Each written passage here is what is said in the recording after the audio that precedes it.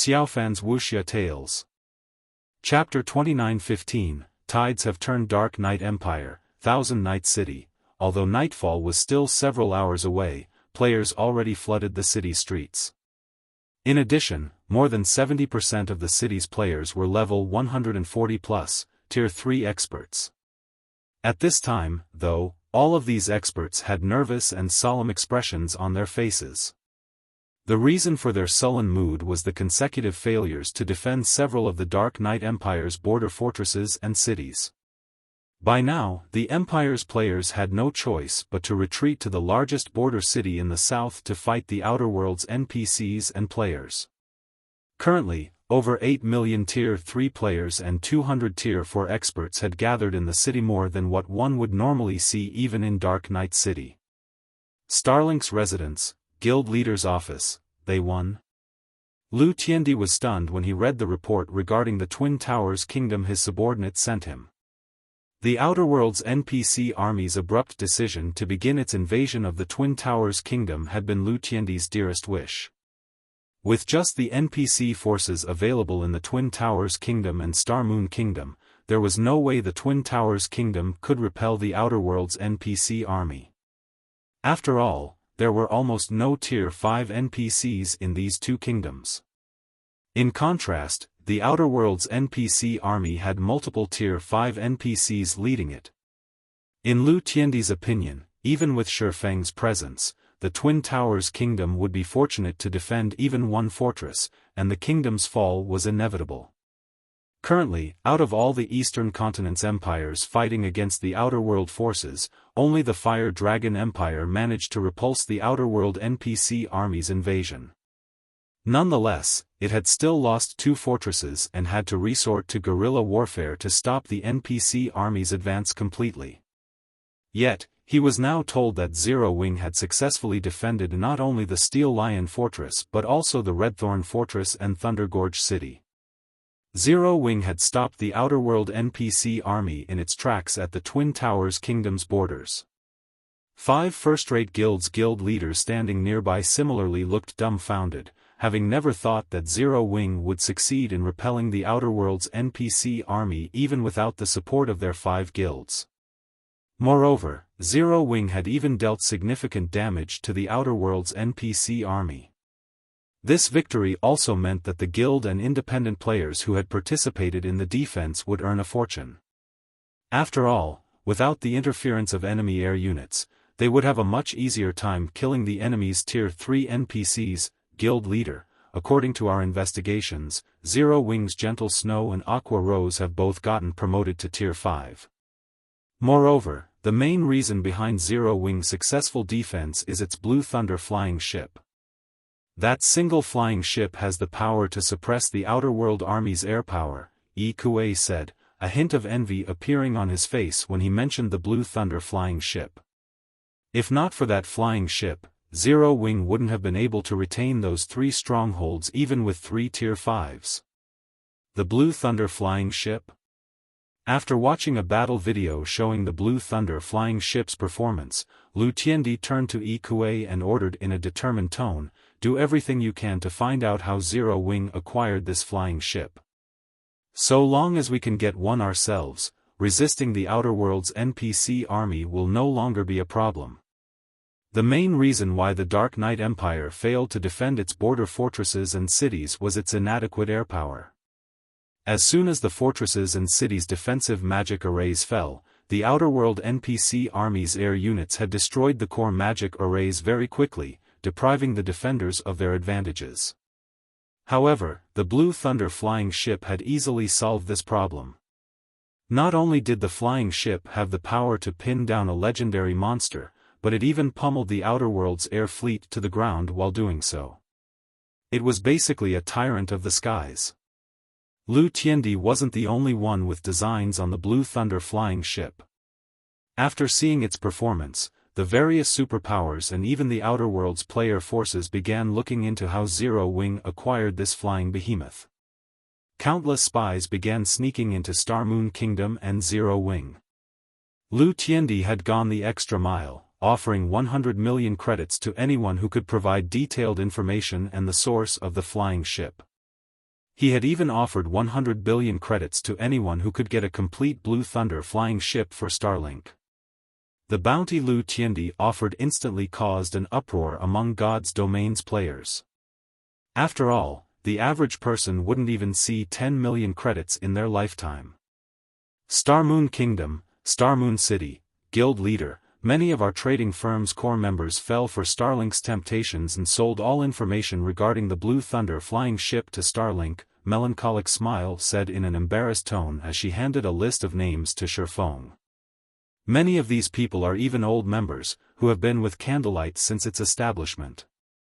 Yet, this time, the Blue Thunder flying ship's construction required a lot of manpower. Although all the participants had been required to sign a confidentiality agreement and given a significant amount of remuneration for silence, some people still fell for Starlink's inducement. Now, everyone knew of the Blue Thunder flying ship specifications and that the flying ship's design originated from Xiaofan. At Melancholic Smile's words, Fire Dance, who stood beside Xiaofan, chuckled and said, "That's nothing." Quite a few of Zero Wing's members even tried to steal the flying ship itself when it was getting repaired in the Sky Spring City residence. If not for Blackie and the others taking turns guarding it, these people might have even succeeded. The Blue Thunder flying ship wasn't bound to any specific player. Although its activation required a key, storing it into an epic spatial bag didn't. It's 100 billion credits, after all. Even I'm tempted to sell the flying ship, let alone them, Xiaofan said, chuckling. It's impossible to stop others from targeting the flying ship. Letting someone carry it isn't an option, either. The only thing we can do is strengthen the security around it. Piloting the Blue Thunder flying ship required a minimum of 10 people. While having someone carry it in their bag might prevent theft to a certain degree, nobody knew when the Outer Worlds NPC army would strike again.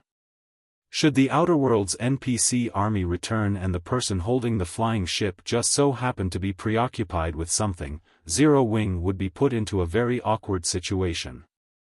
I've already stationed 4 Tier 4 fine gold guards inside the flying ship's control room. Without orders from you or one of the vice guild leaders, they will not allow anyone to pilot it, Fang Shihan said, nodding in agreement with Shifeng's words. Even if someone inside the guild plans to steal the flying ship, they will need to deal with those 4 guards first. The Tier 4 fine gold guards possessed combat power at the Tier 4 peak standard. Each of them could take on 2 or 3 ordinary Tier 4 players easily.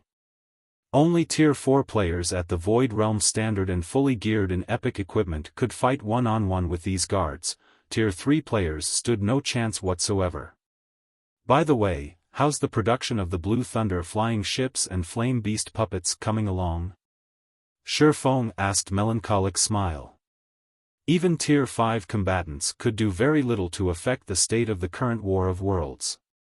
To defend against the Outer Worlds NPC army adequately, Zero Wing would need a large number of Blue Thunder flying ships and Flame Beast puppets.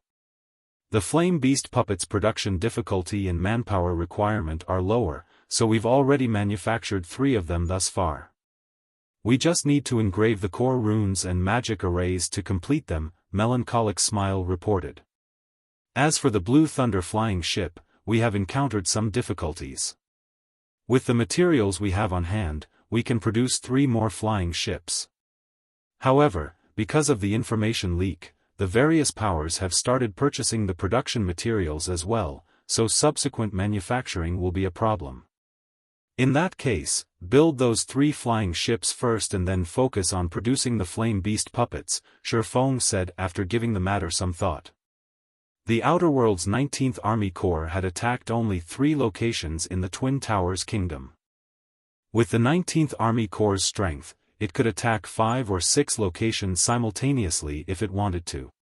If that happened, Zero Wing wouldn't be able to defend all of the targeted locations in time. At least 3 Blue Thunder flying ships were needed to defend the Twin Towers Kingdom's borders adequately. Guild leader, the Secret Pavilion contacted us earlier, asking us to help them using the Blue Thunder flying ship. In return, they are willing to pay us 100,000 gold coins and 300,000 magic crystals as remuneration, Fang Shihan said as she forwarded the secret pavilion's request for help to Shifeng. She then added, because of the rewards we gave out to players who managed to kill the outer world NPCs, Zero-Wing Cities and Ancient Rock Cities' incomes have been greatly reduced. If we help the secret pavilion a few times, it will relieve a lot of the financial pressure on the guild. Previously, Shifeng had basically wiped out all of Zero-Wing's liquid funds to obtain the two designs. The guild was also spending a lot of money to strengthen Ancient Rock City and recruit more members. After pondering on the matter for a moment, Shifeng said, "We can help them, but we currently cannot afford to mobilize the Blue Thunder flying ship. Tell them that we are willing to send, at most, 3 flame beast puppets. Also, in addition to the coins and magic crystals, we will need 20 magic elven stones, 100 titan gold ingots, and 107 luminaries crystals as payment." The Blue Thunder flying ship was of utmost importance to the Twin Towers Kingdom's defense right now, so it definitely couldn't be sent outside the kingdom's borders. However, if the secret pavilion was only looking to defend a fortress or city, 3 flame beast puppets would more than suffice as reinforcements. After all, Tier 5 combatants were rare even among the Outer Worlds NPC army. Although the addition of 3 Tier 5 combatants might not let the secret pavilion achieve a landslide victory, the secret pavilion wouldn't have any trouble defending its fortresses and cities. "I'll notify them right away," Fang Shihan said, nodding. Although Shifeng's conditions were slightly more demanding, they were preferable to losing a fortress or city. After all, losing an area's stronghold to the Outer World NPCs also meant losing access to the area's resources. Once the Outer World NPCs captured an area, no native player would dare set foot there to harvest resources anymore. Just as Fang Shihan expected, the secret pavilion agreed to Shifeng's conditions without hesitation. The secret pavilion also asked that Zero-Wing come over as soon as possible, as the Outer Worlds NPC army had already started moving. The NPC army would take another 1 or 2 days, at most, before it began its assault on another one of the Fire Wing Empire's NPC cities. In response to the secret pavilion's request, Shifeng immediately started engraving the core magic arrays of the 3 flame beast puppets. A few hours later, he completed the engravings and had Fang Shihan bring the 3 50-meter-tall combat puppets to East Lake City, one of the Fire Wing Empire's border cities. When the battle at East Lake City took place, the difference between the two sides was significant. Although the Fire Wing Empire had dispatched 2 Tier 5 NPCs and over 500 Tier 4 NPCs to defend the city, the Outer Worlds NPC army had dispatched an even stronger force of 4 Tier 5 NPCs, over 1,000 Tier 4 NPCs, and 6 million Tier 3 NPCs. The difference between the player armies of the two sides was also significant. Although the secret pavilion had dispatched many of its experts and gathered the help of many guilds, it only managed to form an army of around 400 Tier 4 players and 10 million Tier 3 players. In comparison, the Outer Worlds player army had over 800 Tier 4 players and 10 million Tier 3 players. The battle at East Lake City lasted more than a day. During this time, the 3 flame beast puppets played a vital role, pinning down 2 Tier 5 NPCs and 1 Tier 5 summoned creature. In the end, the Tier 5 summoned creature's control duration ran out, and the Outer Worlds NPCs and players had no choice but to retreat. Although the secret pavilion suffered a casualty ratio of 6-4, with 6 of the secret pavilion's members dying for every 4 of the Outer Worlds players, this result still shook the entire eastern continent. This was because no empire had ever attained such a casualty ratio before this battle. Typically, the various empires had an 8-2 or even 9-1 casualty ratio. If all battles could end with a 6-4 casualty ratio, the eastern continent's native forces would have a significant advantage in the long run, and the Outer World forces would eventually suffer defeat. This was because of the significant difference between the respawn points of the two sides. The Outer World players who died in battle could get resurrected only at the World Passage's entrance. This meant that they would have to travel a great distance to return to the battlefield. Native players, on the other hand, could get resurrected in the fortresses or city's resurrection temple and rejoin the battle immediately. After the battle at East Lake City, many of the Eastern Continent superpowers started sending requests for help to Zero Wing. Xiaofan was naturally more than happy to accept these requests. Zero Wing could earn a ton of wealth, as well as the materials needed to manufacture the Blue Thunder flying ships and Flame Beast puppets, through these requests and even accumulate 7 luminaries crystals. Subsequently, for the next month or so, Zero Wing's Flame Beast puppets visited one battlefield after another on the Eastern Continent. Initially, there were only 3 Flame Beast puppets moving from one battlefield to another. Later on, there were a dozen Flame Beast puppets divided among 3 or 4 battlefields at a time. Eventually, there were 34 Flame Beast puppets fighting in more than 10 battlefields simultaneously. Because of these Flame Beast puppets, the Eastern Continent's overall war situation experienced a significant improvement. In the meantime, Zero Wing had made a huge profit. And because of this massive wealth, not only did Zero Wing City, Ancient Rock City, Silverwing City, and Stone Forest City receive comprehensive improvements, but even the Lost Town had been upgraded to a basic city. Now, over 1 million Zero Wing members could be seen training in the Lost Town at all times. Moreover, during this past month, Zero Wing's Tier 3 member count had also breached 3 million. And thanks to the Lost Town's extraordinary tower and the environments of Zero Wing City and Ancient Rock City, the number of experts getting promoted to Tier 4 in Zero Wing also far exceeded that of all guilds in God's domain. Zero Wing now had over 200 Tier 4 players under its command. In addition, Fire Dance, Violet Cloud, and Yen Tianqing had succeeded in creating their Tier 5 mana bodies and gotten promoted to Tier 5, instantly increasing Zero Wing's overall combat power by a considerable margin. This development caused all of God's domain's guilds to grow envious. After all, during the same period, the 5 great super guilds had managed to produce only 1 Tier 5 player each in contrast to Zero Wing's 3. Moreover, this was after they had expended all their war contributions to exchange for resources that could aid in the Tier 5 promotion. Meanwhile, with Zero Wing's combat support, many player forces had managed to produce a significant number of Tier 4 players by utilizing the resources they acquired from their respective kingdoms and empires. This, in turn, gradually bridged the gap between God's domains and the Outer Worlds players and turned the tide of the War of Worlds in the Eastern Continent's favor.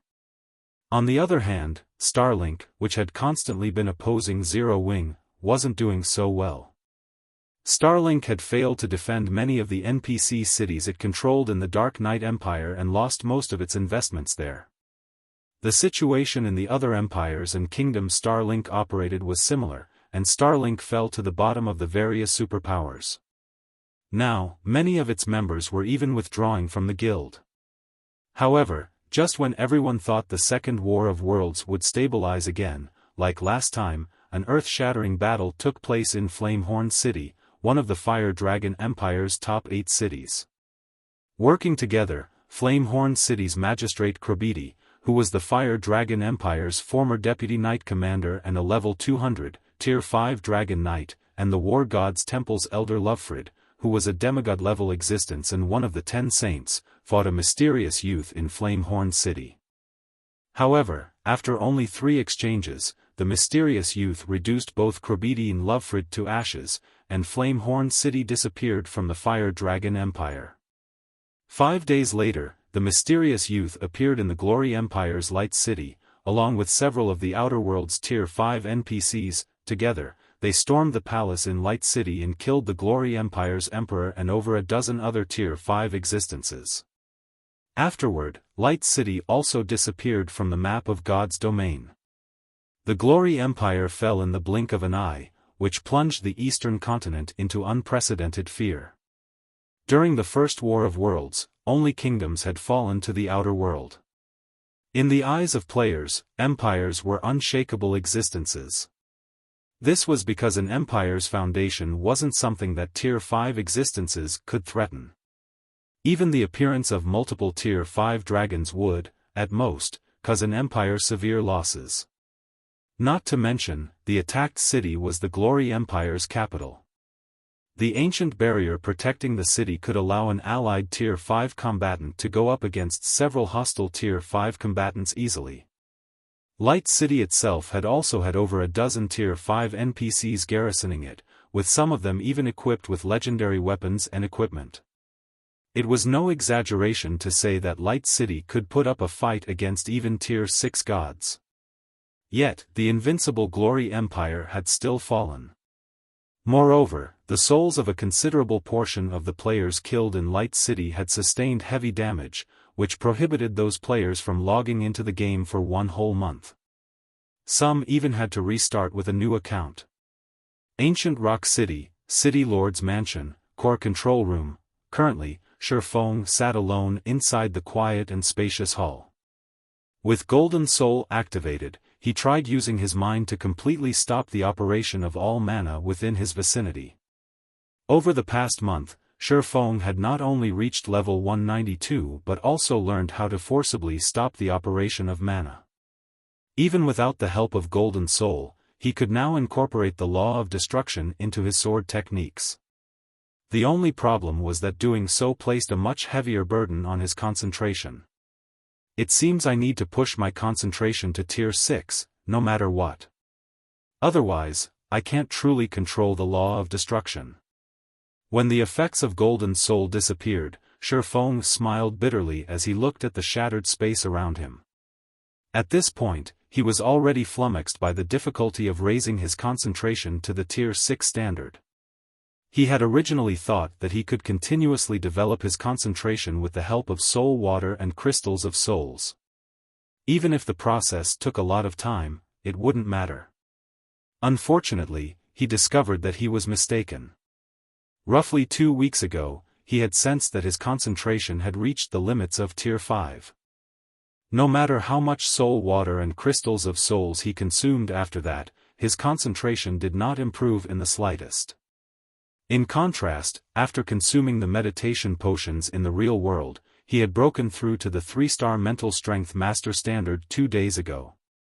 His improvement in the real world was many times faster than in God's domain.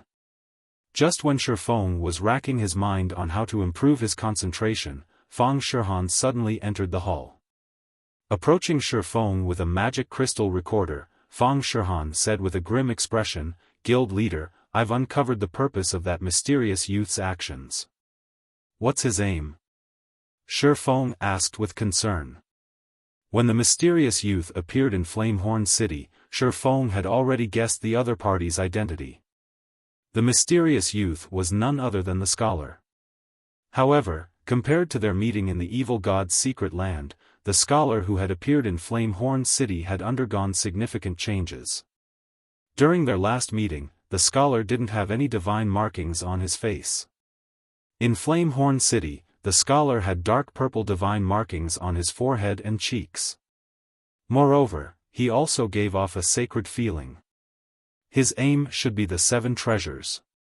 According to the information and video recordings taken, he demanded the 7 treasures from the NPCs he fought, Fang Shihan said as she passed the magic crystal recorder to Xiaofan. When Xiaofan activated the crystal, what appeared before him was a video recording of the battle in Light City. This video was taken by a Tier 4 assassin who had been spectating the battle from far away using a magic mirror. In the video, the Glory Empire's emperor could be seen taking out a silver emblem. Several barriers then appeared in front of the emperor, which blocked all of the scholar's attacks. After seeing his attacks blocked, the scholar said, as expected of the treasure of space, "Hand over the spatial emblem, and I will spare your life." However, the emperor did not agree to the scholar's demand, and he fought the scholar to a standstill, relying on his superb spatial manipulation techniques. Eventually, though, the scholar took out his staff, and the battle was quickly decided. Meanwhile, after seeing that the situation was amiss, the Tier 4 assassin, who was recording the battle, promptly fled Light City.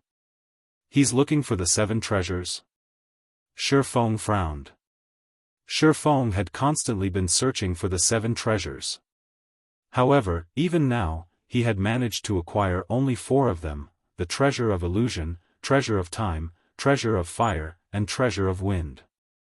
The treasure of wind was something Fire Dance and the others had gone to great lengths to locate and obtain. As for the 3 remaining treasures he was missing, he never found any information on them. Xiaofan never thought that the scholar would also be looking for the 7 treasures. This was undoubtedly terrible news for him.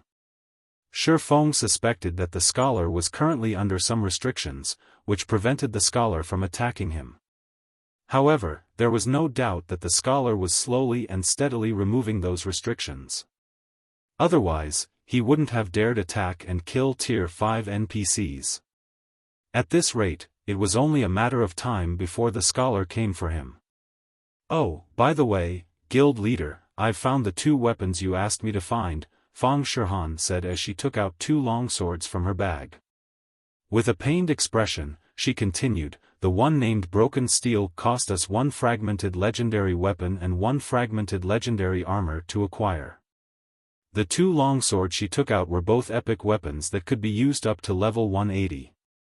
Although they were excellent weapons for Tier 4 experts, they were hardly as valuable as fragmented legendary weapons. Yet, Xiaofan was willing to exchange for them using fragmented legendary weapons. This was simply a huge loss. "Great! This is great!" Xiaofan grew ecstatic as he looked at the 2 long swords. Of the 2 swords, the sky blue one was named Broken Steel, while the black one was named Night Slayer. Read latest chapters at Wuxia World. Although Fang Shihan deemed Xiaofang's decision wasteful, he paid no heed to the cost at all. After all, even 10 fragmented legendary weapons weren't worth as much as 1 legendary weapon. Not to mention, Solomon's sword was one of God's domain's 10 great legendary weapons. Previously, after the scholar's sudden appearance in Flamehorn City, Xiaofan had been thinking of completing Solomon's sword to elevate his strength further. Otherwise, with the light of 2 worlds alone, he would have difficulty keeping himself alive in front of the scholar. The instant Xiaofan accepted the 2 longswords from Fang Shihan, a system notification entered his ears. System, all the fragments of Solomon's sword detected. Do you wish to recast Solomon's sword? Recast it. Chapter 29:16, Solomon's Sword. When Xiaofan chose to recast Solomon's sword, the 5 fragments of Solomon's sword appeared in front of him one after another. Killing Ray, Disaster Blade, Netherworld Brilliance, Night Slayer, and Broken Steel. The 5 longswords resonated with one another and released a dazzling brilliance.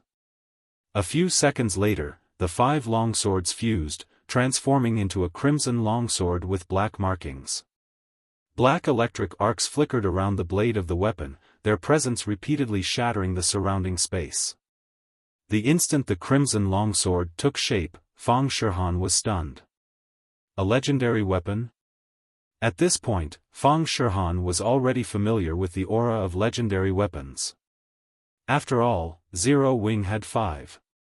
Besides Xiaofang's Light of 2 Worlds, Gentle Snow, Aqua Rose, and Yan Tianqing each had a legendary weapon. Recently, Violet Cloud had also finally upgraded her Death Sai to the legendary rank. Every legendary weapon could grant its user the power to transcend tiers.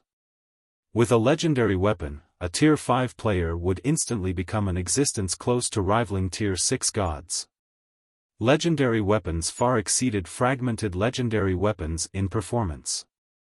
After Solomon's sword took shape, Xiaofan excitedly grabbed it and checked its statistics.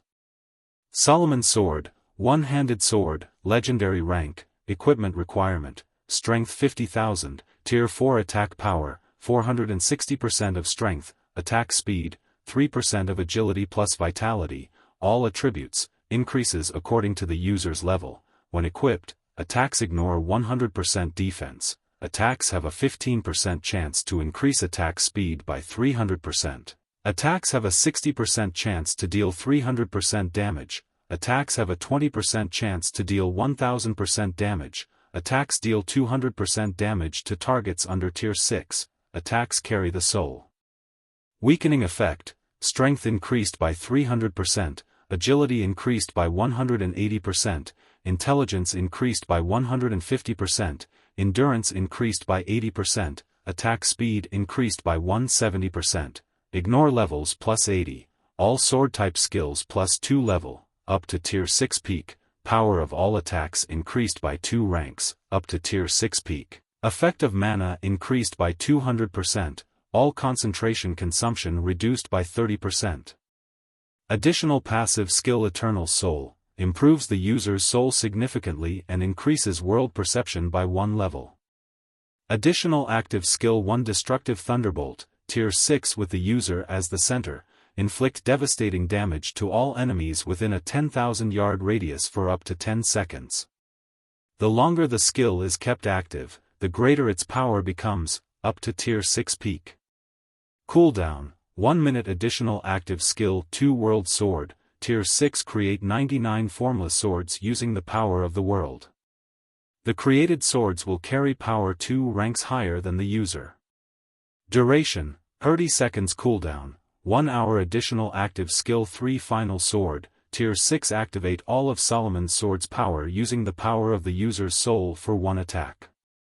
The stronger the user's soul, the stronger the activated power will be, up to Tier 6 peak rank. The resulting attack is capable of destroying the soul of all things. Cooldown, 10 minutes. Created by the ancient god of thunder.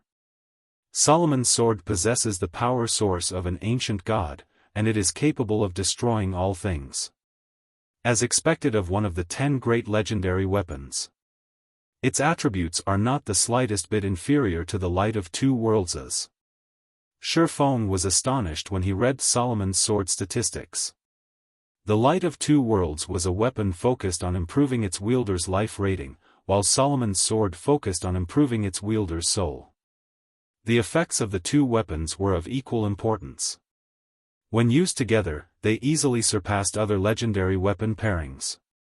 Although Xiaofan still hadn't reached Tier 6, both his life rating and soul were now close to reaching the Tier 6 standard.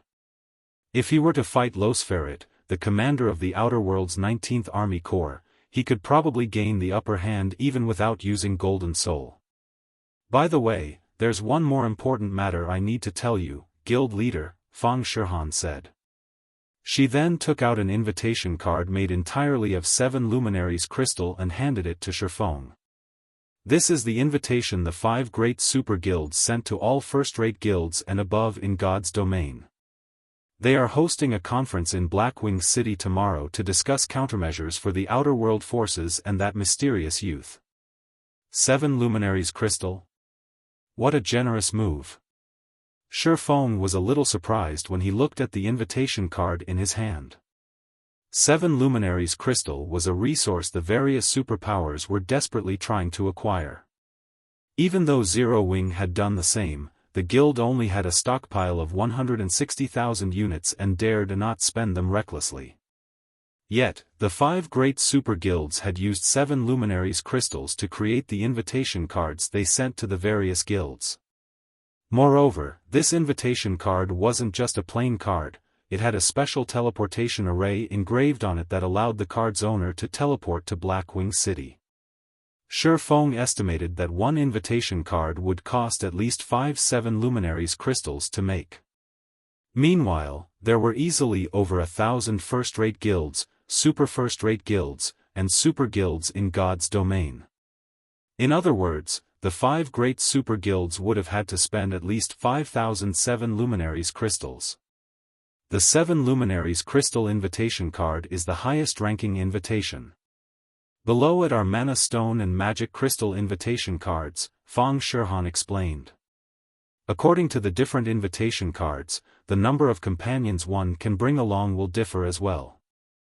The magic crystal invitation only allows you to bring 1 companion, while the mana stone invitation allows for 2 companions, and the 7 luminaries crystal invitation allows for 4 companions. Even so, this is still plenty amazing. Creating these special teleportation items alone would cost a pretty penny, after all, Xiaofan said. If it were up to him, he definitely wouldn't be willing to spend so much just to host a conference. Of course, the fact that the 5 great super guilds were willing to go so far also showed how much of a threat the mysterious youth was. Even in his previous life, he had never once seen such a grand conference in God's domain. Are we going? Fang Shihan couldn't help asking. In terms of overall combat power, Zero Wing was currently the undisputed #1 guild in God's domain. The guild also wouldn't have any problems defending the Twin Towers Kingdom and its several guild cities.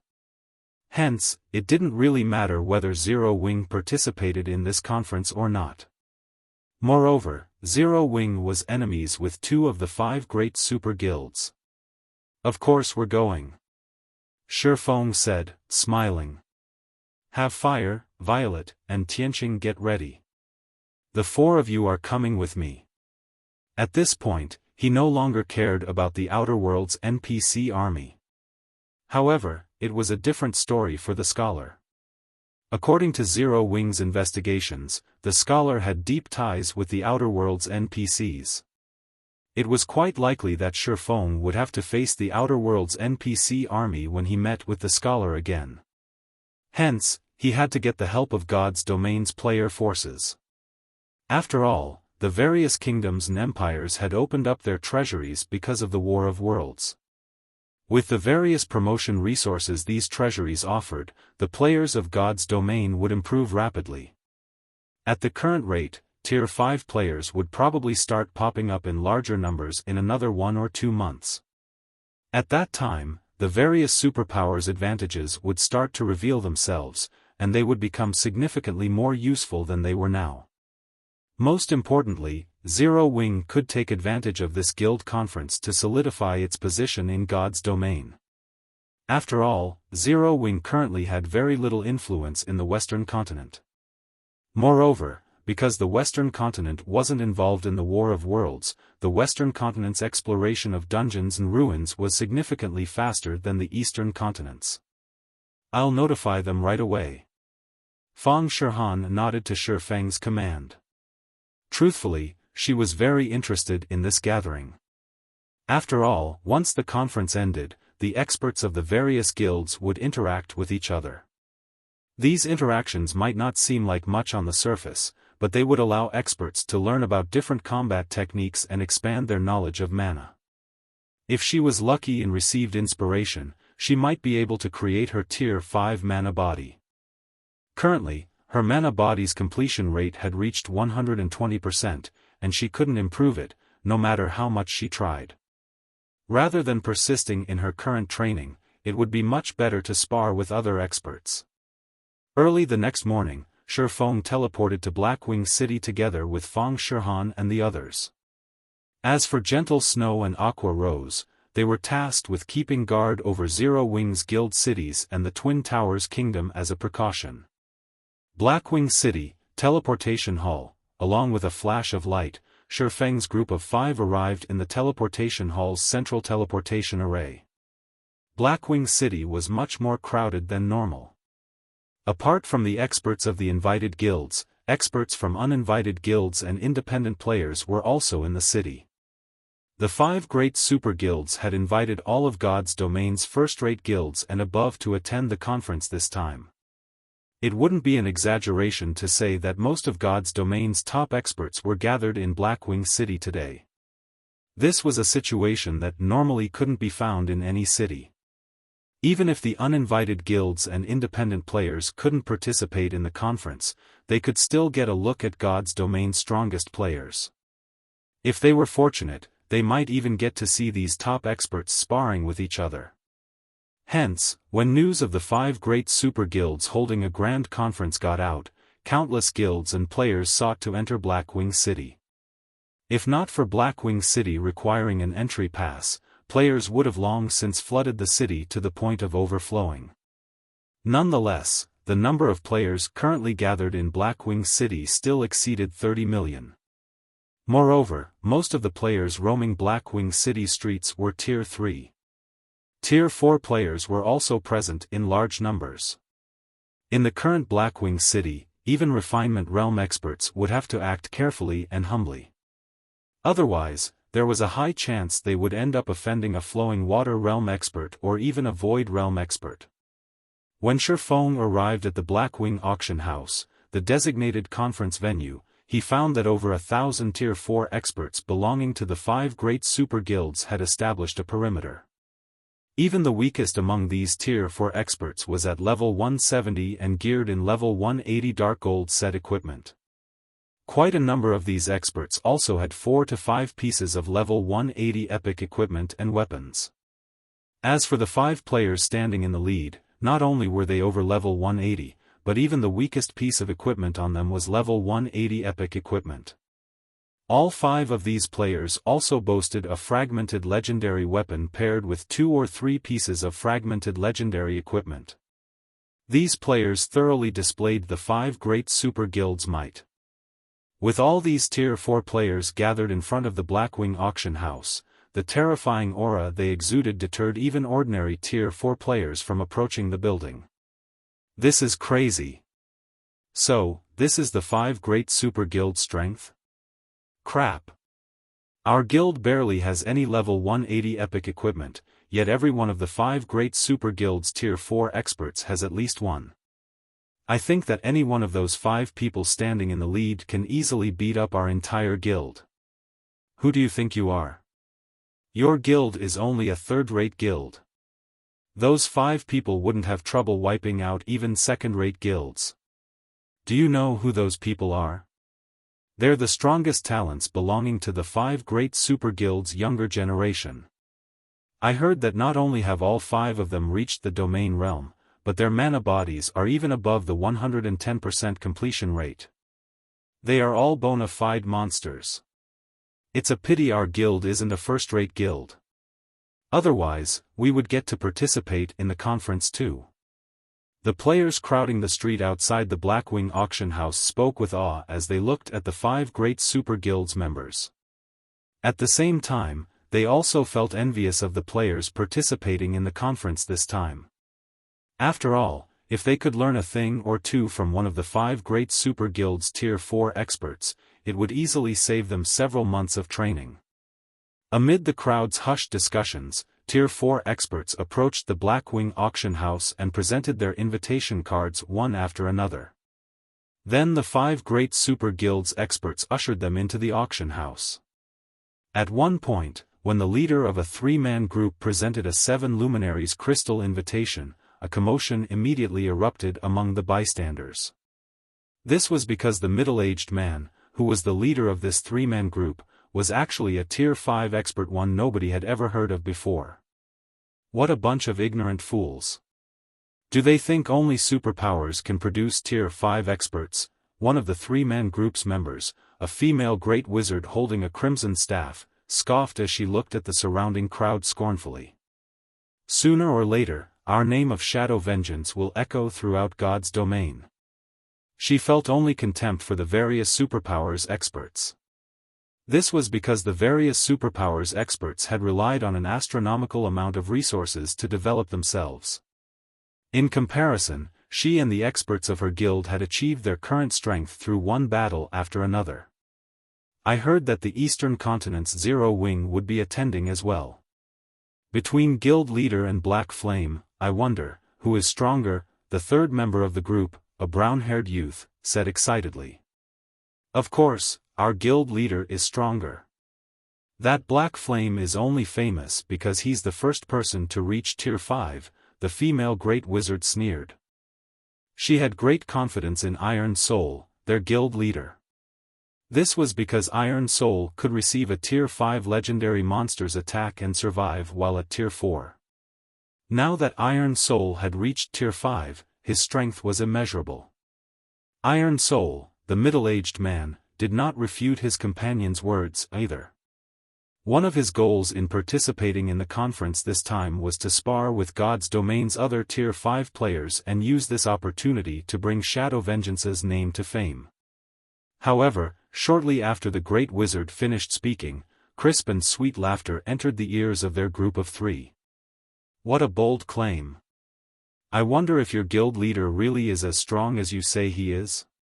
As soon as these words fell, the trio from Shadow Vengeance turned toward the source of the voice and found themselves looking at a group of 5. The one who spoke was a tall woman with an alluring body clad in dark red leather. Zero Wings Fire Dance. For Tier 5s. Currently, Xiaofang's group of 5 did not bother concealing their identities or statistics. Hence, the surrounding crowd gasped when they saw their tiers. Tier 5 players were basically mythical existences in the current God's domain. Most superpowers didn't even have one Tier 5 player under their command, yet Zero Wing had gained 3 more Tier 5 players aside from Black Flame, Gentle Snow, and Aqua Rose. At this time, the trio from Shadow Vengeance felt pressured. They never thought that Zero Wing was this strong. If it were a one-on-one, Iron Soul was confident he could still put up a fight. However, he would only be seeking his own death if he tried to fight 4 Tier 5 experts. After all, anyone capable of reaching Tier 5 definitely wasn't a weakling. If Tier 5 experts worked together, it wouldn't merely be a simple addition of combat power. Instead, their combat power would rise exponentially. Just when the female Great Wizard from Shadow Vengeance was about to say something, Fire Dance suddenly disappeared from everyone's sight. Before Iron Soul and his companions could react, Fire Dance was already standing in front of the 3 of them. Her movements were even more astonishing than someone using instantaneous movement. Someone using instantaneous movement would at least generate spatial fluctuations that others could detect. However, Fire Dance's movements generated neither sound nor fluctuation. Her presence had even disappeared completely when she moved. By the time Iron Soul's group detected her presence again, she had already crossed the 100-yard distance between them, as if she had been standing in front of them all along. If you want to fight our guild leader, you'll have to go through me first, Fire Dance said, smiling as she looked at Iron Soul's group. She then disappeared and reappeared by Xiaofang's side. Only after Xiaofang's group of 5 had entered the Blackwing auction house did the Tier 4 players outside the auction house snap out of their daze. What amazing footwork! Iron Soul had a grim expression as he looked at Fire Dance's departing figure. Guild leader, did you manage to see what she did? The female Great Wizard couldn't help asking. Tier 5 players possessed far superior life ratings than Tier 4 players. There was even a massive gap in basic attributes. Hence, it was incredibly difficult for a Tier 4 player like herself to perceive the movements of a Tier 5 player. However, it should be a different story for Iron Soul. He could speed up his thoughts twofold with his Tier 5 concentration, so he should be able to perceive Fire Dance's movements. I didn't, Iron Soul said, shaking his head. In a quiet tone, he added, rather than saying that she's fast, it'd be more appropriate to say that she exists everywhere within her mana domain. The mastery she has over her mana domain far exceeds mine. Is she that strong? The female Great Wizard was astonished. Since someone as strong as Iron Soul had said so, even if she didn't want to, she had no choice but to acknowledge that Fire Dance was probably stronger than Iron Soul. After recollecting himself, Iron Soul looked at his 2 companions and said, there are countless experts in God's domain, and anyone capable of reaching Tier 5 is extraordinary. You should be more careful with your words. The fact that Black Flame has garnered such a reputation for himself proves that he isn't weak. At this point, Iron Soul no longer had any plans to ask Xiaofan for a spar. After all, his chances of defeating even Fire Dance were slim already. What qualifications did he have to challenge God's domain's strongest player? Besides Shadow Vengeance, the other player forces originating from the Western continent promptly stopped underestimating Zero Wing. This was especially true for the superpowers that had managed to produce Tier 5 players. Time passed quickly, the number of guilds gathered in the Blackwing auction house continuously increasing. Several hours later, all of the invited guilds had finally arrived. Over 1,000 guilds were attending the conference, bringing more than 2,000 Tier 4 players and 23 Tier 5 players in all. The number of Tier 5 players attending the conference far exceeded everyone's expectations. Of the 23 Tier 5 players in attendance, 10 belonged to the 5 great super guilds. Apart from the original 5 Tier 5 players, the 5 great super guilds had each produced one more Tier 5 player during this period. The Secret Pavilion, Battle Wolves, Flower of Seven Sins, Violet Sword, Sacred Temple, and Divine Tribe had each produced one Tier 5 player as well. And in addition to Shadow Vengeance, 2 other first-rate guilds had also produced one Tier 5 player each. Even Xiaofan did not expect such a development. With this revelation, the hierarchy of God's domain's player forces was bound to change drastically. However, compared to the change in God's domain's power hierarchy, the information the 5 great super guilds and Secret Pavilion shared was even more astonishing. According to their investigations, the mysterious youth had actually unified the Outer World's NPC army.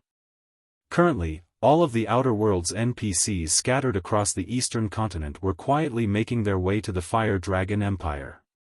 This revelation put a grim expression on everyone's face. Needless to say, the mysterious youth intended to strike at the Fire Dragon Empire, one of God's domain's 4 great empires, by gathering such a large force. Although they didn't know the mysterious youth's aim, if the Fire Dragon Empire disappeared, the eastern continent would probably be doomed as well. That basically sums up the situation. After the Secret Pavilion's Yuan Tiexin shared all of the investigation results with everyone in the hall, he said, "Currently, the eastern continent's various kingdoms and empires have started sending troops to the Fire Dragon Empire already. They are also doing their best to hinder the Outer World NPC army's movements. However, we estimate that the Outer World NPC army will finish gathering in, at most, another month. Once the Outer World NPCs have gathered, they will launch an all-out attack on the Fire Dragon Empire. To weaken the Outer World NPCs, we need to conduct guerrilla warfare together with the various kingdoms and empires and try to reduce the Outer World NPC army's strength as much as possible." However, just as Yuan Tiexin was about to go into detail about the Secret Pavilion and the 5 great super guilds' plan to weaken the Outer World's NPC army, a commotion suddenly erupted outside the Blackwing auction house. The next moment, the space within the stadium-sized conference venue shattered, and 2 8-winged women walked out of the shattered space. The aura that the 2 alluring women radiated immobilized all of the Tier 4 players present, only the Tier 5 players could barely move. Fallen Archangels? Why would they appear here? Everyone doubted their eyes when they saw the 2 alluring women. Fallen angels were existences close to rivaling dragons, while fallen archangels rivaled divine dragons. Meanwhile, the 2 women before them were both bona fide level 200, Tier 5 fallen archangels. In an era where Tier 6 gods had disappeared from the mortal world, Tier 5 fallen archangels were no different from gods. Heaven-blessed individuals, hand over the 7 treasures. After declaring the reason for their presence, one of the fallen archangels turned to Xiaofan, while the other faced a Tier 5 middle-aged man, Iron Soul. "They're going straight for the 7 treasures?" Xiaofang's expression turned solemn as he looked at the 2 fallen archangels. Read latest chapters at Wuxia World. Xiaofan already had a huge headache dealing with the scholar. However, he never thought that the scholar could get 2 fallen archangels to do his bidding. This situation was simply inconceivable. Others might not know the true extent of a Tier 5 fallen archangel's strength, but he did. In the past, he had watched a Tier 6 god-ranked expert clash with a Tier 5 fallen archangel. That person was none other than Endless Scars, the #1 expert on God's domain's experts list at the time. Back then, despite wielding a legendary weapon, Endless Scars had struggled to kill a level 220, Tier 5 fallen archangel. If an ordinary Tier 6 god-ranked expert encountered a Tier 5 fallen archangel, their only option was to run away. After all, a Tier 5 fallen archangel could slay a Tier 6 god-ranked expert by relying on their immensely high HP. Now, 2 fallen archangels had appeared in the Blackwing auction house. Chapter 29:17 Ancient Gods Awakening. When the 2 fallen archangels saw that neither Xiaofan nor Iron Soul showed any intention of handing over the 7 treasures, they both immediately summoned a spear of crimson lightning. Die! The 2 fallen archangels threw their spears at Xiaofan and Iron Soul simultaneously. Tier 5 Taboo Skill, Thundering Devastator. The lightning spears were incredibly fast, leaving red trails as they shot toward their respective targets. The Tier 4 players in the spears' paths died instantly, their bodies evaporating without a trace. The Tier 4 players killed didn't even realize that they had died. They only saw a red light enter their vision before they found themselves forcibly logged out of the game. Of those present in the hall, only the Tier 5 players managed to react to the fallen archangel's lightning spears. Iron Soul immediately grabbed his shield and entered a defensive stance when he saw one of the lightning spears coming for him. Simultaneously, spatial barriers formed in front of him one after another, 30 of them tightly packed in front of Iron Soul's dark mist shield. This was Iron Soul's trademark move. Mana Technique, Boundless Barrier. Boundless Barrier was also why he managed to block an attack from a Tier 5 legendary monster when he was still at Tier 4. Now that he was at Tier 5, the technique's defensive power had also undergone a qualitative transformation. Boom! The next moment, the lightning spear thrown at Iron Soul pierced through the spatial barriers one after another. However, with each layer the spear penetrated, the spear's power also weakened. When the spear broke through all 30 layers and landed on Iron Soul's dark mist shield, the shield acted like a black hole that absorbed all of the spear's remaining power. Iron Soul stumbled half a step backward and lost around 10 million HP. For Iron Soul, a level 186, Tier 5 Guardian Knight, losing 10 million HP was nothing. Not to mention, unlike the average Tier 5 Guardian Knight, who had around 200 million HP, Iron Soul's maximum HP was 300 million. This was because, in addition to coming across many fortuitous opportunities, he also boasted a legendary shield. Iron Soul might not rank at the top among Tier 5 players in attack power, but he definitely ranked first in defense. This was also what gave Iron Soul the confidence to challenge the various superpowers Tier 5 experts. However, before any of the players could voice their awe of Iron Soul's amazing defense, the lightning spear thrown at Xiaofan crashed into an invisible wall and deflected toward the hall's ceiling. The spear then pierced through the ceiling's defensive magic array and opened a hole in the ceiling, revealing the sky outside. Everyone was thunderstruck. What did he do? That's a Tier 5 taboo skill we're talking about. Many of the Tier 4 experts and even the 5 great super guilds Tier 5 experts hadn't caught how Xiaofan had actually deflected a Tier 5 taboo skill just now. Moreover, Xiaofan did not receive even a point of damage in the process. He was evidently much stronger than Iron Soul. However, Xiaofan did not relax after turning the fallen archangel's attack. Instead, he shouted, "Everyone, exit the hall immediately. This is Blackwing City. So long as the NPCs arrive, these 2 fallen archangels should leave." Everyone hurriedly moved their feet when they heard Xiaofang's words, none of them daring to linger for even a moment longer. Although Xiaofan and Iron Soul had effortlessly stopped the 2 fallen archangels' attacks, everyone could tell that the fallen archangels had merely launched a casual attack just now. Apart from the Tier 5 players present, anyone that accidentally got caught in one of the fallen archangels' attacks would probably vaporize.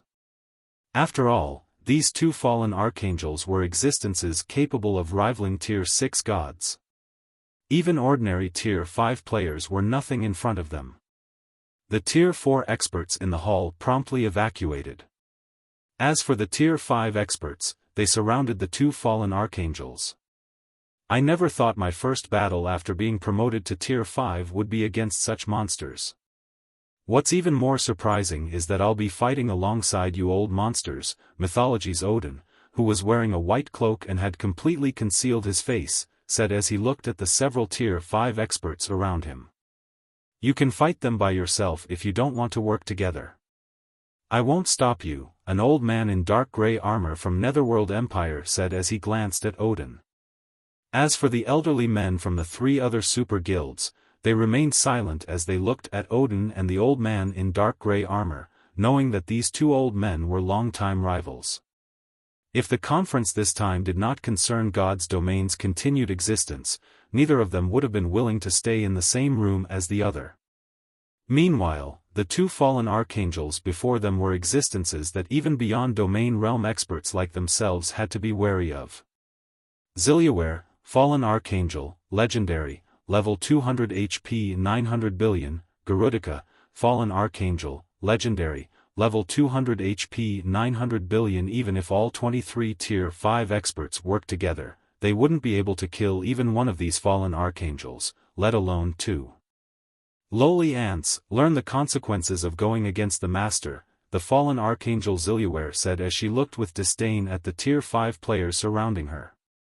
She then began chanting an incantation. The magic arrays of 3 Tier 5 curses started forming around Xiliaware, drawing all of the mana in the hall. Compared to the taboo skill she used before, these 3 curses were significantly stronger. However, the players present were all Tier 5 experts. They had no intention of letting Xiliaware complete her incantation. When Xiliaware began chanting, Odin had already appeared behind her and silently stabbed his translucent spatial sword into the fallen archangel's back. Minus 41,564,786. Damage exceeding 40 million appeared above Xiliaware's head. However, Odin showed no excitement whatsoever when he saw this damage. On the contrary, a frown even formed on his face. What high defense! The dark grey armored old man holding a great sword exclaimed as he looked at Xiliaware. Odin's attack power ranked 3rd in their group of 5 old men. Meanwhile, the attack he just used against Xiliaware was also his strongest move, a combination of a Tier 5 skill with the silver combat technique Blade's Heart. If a Tier 5 player got hit by this move directly, they would die on the spot. Yet, Odin's attack only cost the fallen archangel 40 million HP. It didn't even affect Xiliaware's chanting in the slightest. After nonchalantly completing the incantations for her curses, Xiliaware said, "Ants. Your struggles are futile." The 3 Tier 5 curses magic arrays fully took form, and thousands of pitch-black feathers manifested inside the hall. These feathers then transformed into crows made of crimson lightning that flew toward Odin and the others. A triple spell combination? The 5 great super guilds' old monsters were momentarily stunned by this situation. In God's domain, merging spells was much more difficult than merging skills. However, so long as one succeeded, the result would be much stronger than the fusion of 2 skills. Since Xiliaware had merged 3 spells into 1, the power of the resulting attack would definitely be unprecedented in God's domain. Immediately, the 5 old monsters used their respective life-saving skills while doing their best to evade the lightning crows. They were no match for the fallen angel Xiliaware at all. Upon seeing this, Iron Soul, who was going up against the fallen angel Garudica, wore a grim expression on his face. He could sense that every one of these lightning crows carried power at the Tier 6 basic standard. Although they weren't as powerful as the earlier lightning spear, their large numbers made it impossible to completely block and dodge them all. Of the players present, only Xiaofan did not find this situation surprising. A level 200, Tier 5 fallen archangel was basically a Tier 6 god. Meanwhile, killing a group of Tier 5 players was practically child's play for a Tier 6 god.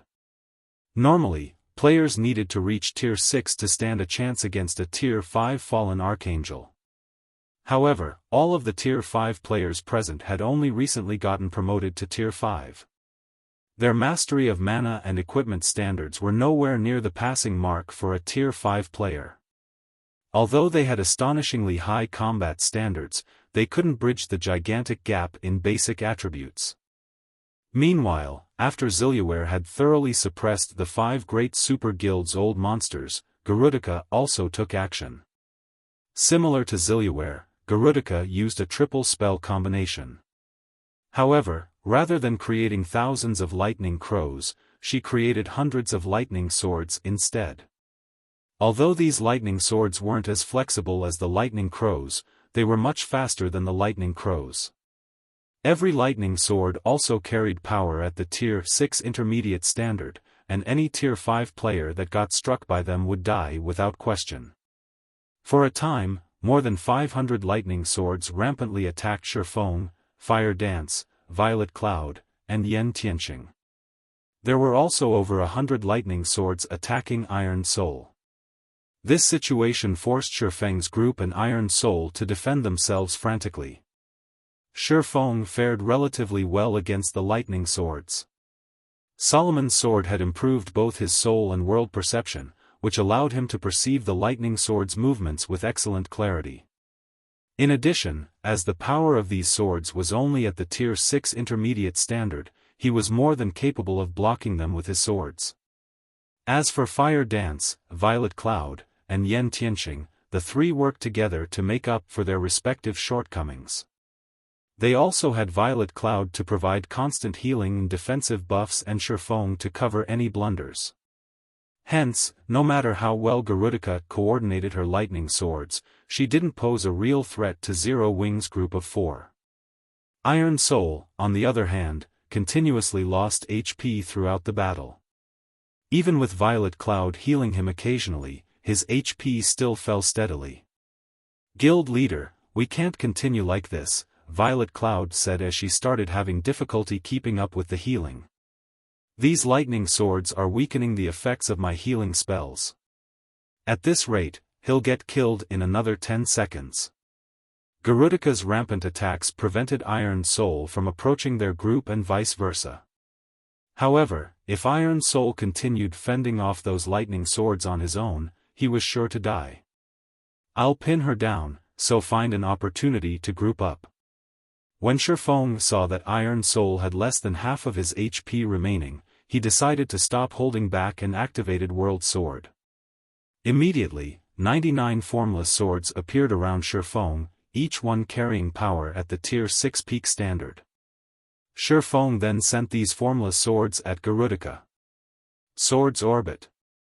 When Garudica sensed the formless swords approaching her, she promptly recalled all her lightning swords to defend herself. How is he so strong?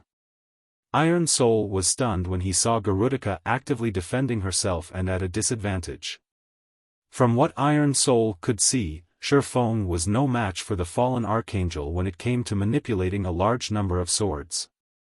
With his 99 formless swords, Xiaofan exhibited combat standards at only the refinement realm. In comparison, the fallen angel Garudica exhibited combat standards at the flowing water realm with her several hundred lightning swords. However, because Xiaofang's formless swords carried much greater power, they could overcome the hundreds of lightning swords. While such a victory might seem crude, it was still incredibly astonishing. After all, the other Tier 5 players in the room were basically running for their lives when faced with the two fallen archangels' attacks. Yet, Xiaofan was fighting toe-to-toe with a fallen archangel. With Xiaofan holding off Garudica, Iron Soul was finally able to join Violet Cloud's group of 3. The 4 of them then supported Xiaofan from the side, and Garudica's HP bar actually decreased slightly. Although Garudica's battle recovery could easily restore all of the HP she lost, this situation still astonished the 5 great super guild's old monsters. After the battle continued for another 10 seconds, the first casualties finally appeared as Zilliware killed 2 Tier 5 experts. This situation infuriated the other Tier 5 experts present, but there was nothing they could do about it. After 26 seconds had passed since Xiaofan activated World Sword, the space within the hall suddenly shattered once more. A woman wielding a seven-colored staff and wearing a sacred white robe and a golden crown then walked out of this shattered space. The Tier 5 players present froze for a second as an indescribably holy aura enveloped the room upon this woman's appearance, the aura instilling a sense of fear in their hearts. As for the two fallen archangels, they similarly stopped their attacks and stared at the approaching woman with eyes brimming with fear. This holy woman was none other than Charlene, who had been resting in Blackwing City. However, compared to the last time Xiaofan had met with Charlene, this woman felt like a completely different person. Currently, Charlene looked and felt no different from a god, and every one of her actions was intertwined with the world itself. Her mere presence inspired feelings of reverence toward her. Damn it! Those good-for-nothings actually let this goddess escape. Ziliaware cursed out loud when she saw the 24 or so dead or heavily injured Tier 5 Outer World NPCs in the shattered space behind Charlene. The scholar must have lost his mind, seeing as he summoned you creatures, Charlene said as she looked at Ziliaware and Garudica. After glancing at Xiaofang's group, she continued, but since you've come here already, stay here forever. You think you can keep us here? After observing Charlene in greater detail, Ziliaware laughed and said, you've just awakened. Do you think we're no match for you? However, as soon as Ziliaware finished speaking, Charlene waved her seven-colored staff. Suddenly, all of the Tier 5 players present, including Xiaofan, felt time slowing down.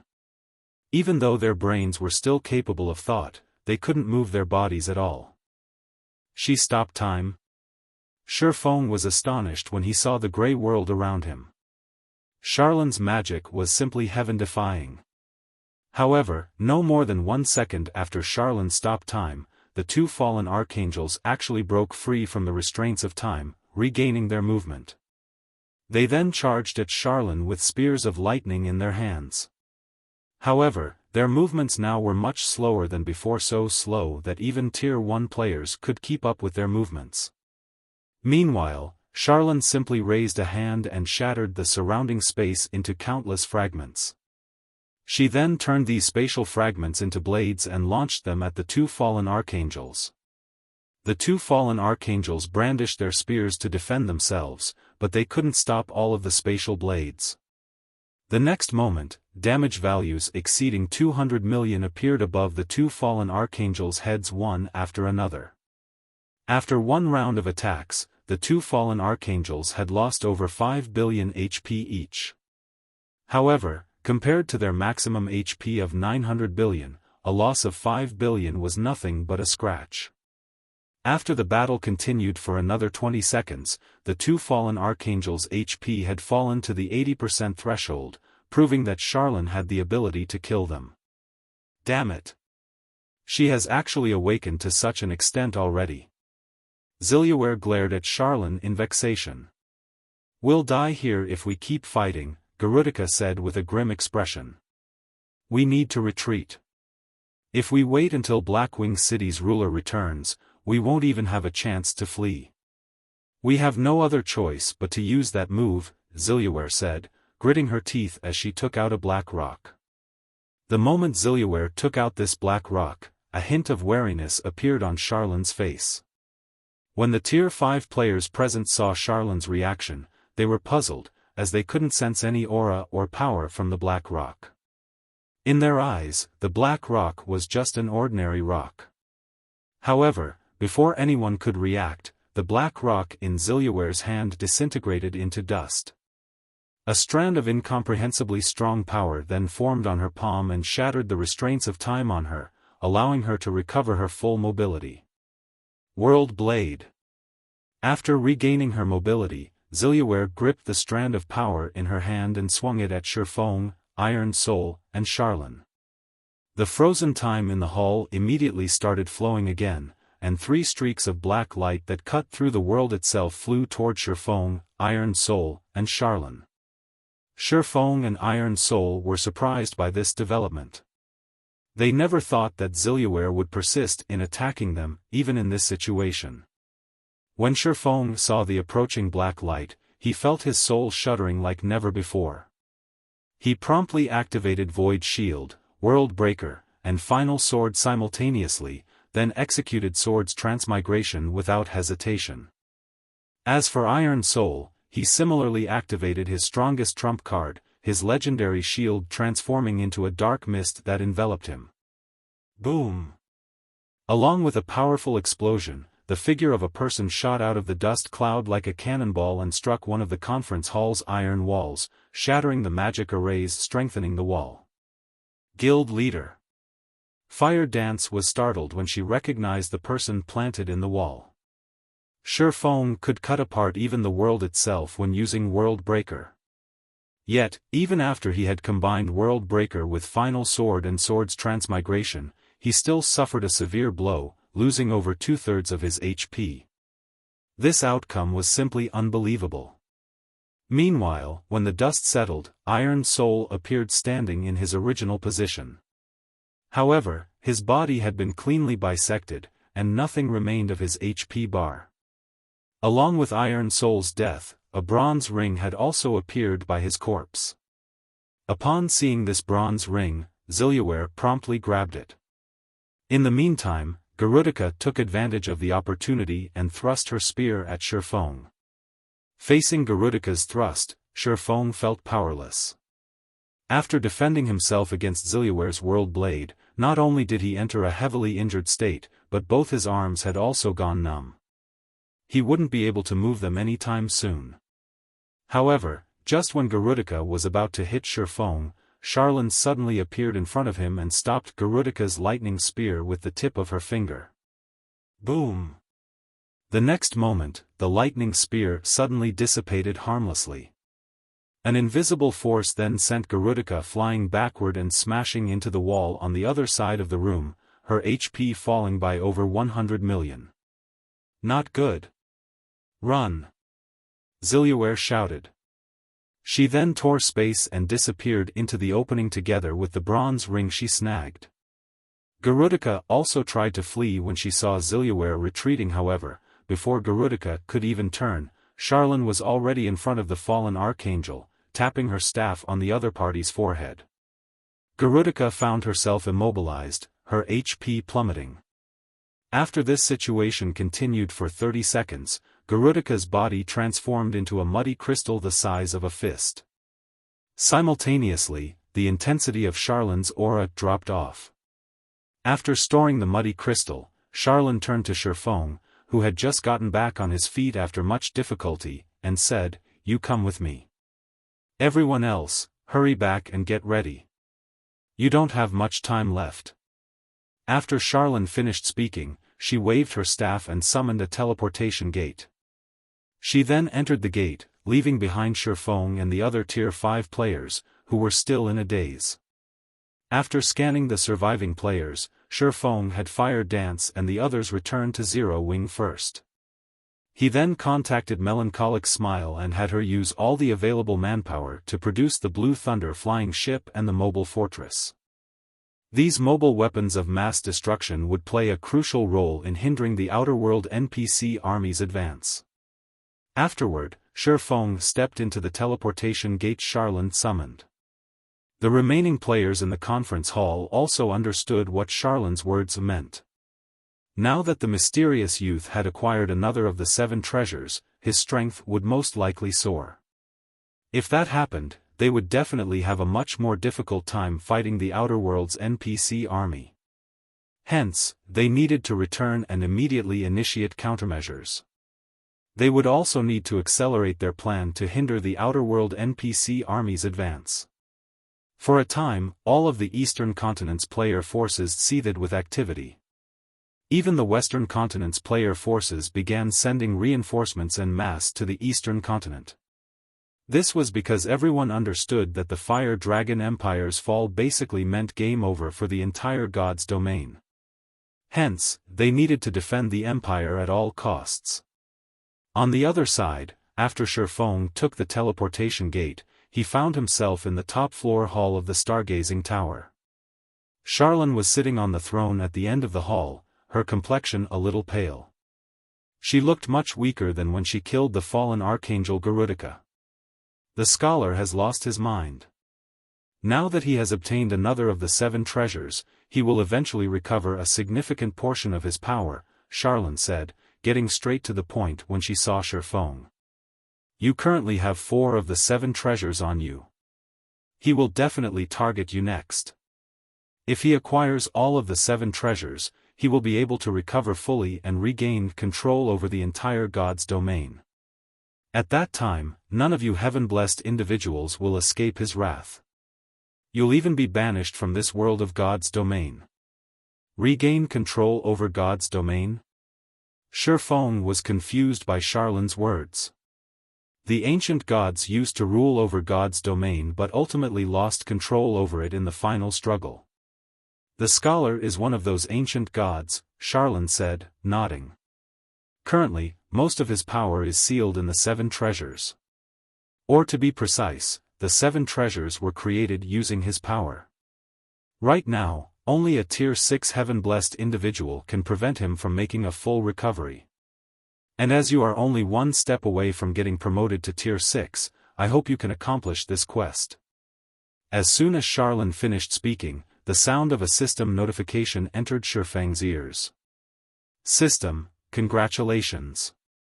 You have triggered the mythical quest Ancient God's Awakening. Quest content, prevent the awakening of the ancient god. Quest reward unknown. There will be no penalty for failing the quest. Do you wish to accept this quest? Xiaofan was nonplussed when he read the quest content. Did he even have a choice? Xiaolan had already stated very clearly that all players would be finished if he failed the quest. In that case, there naturally wouldn't be a need to impose any penalties. I accept this quest, Xiaofan said as he looked at Xiaolan.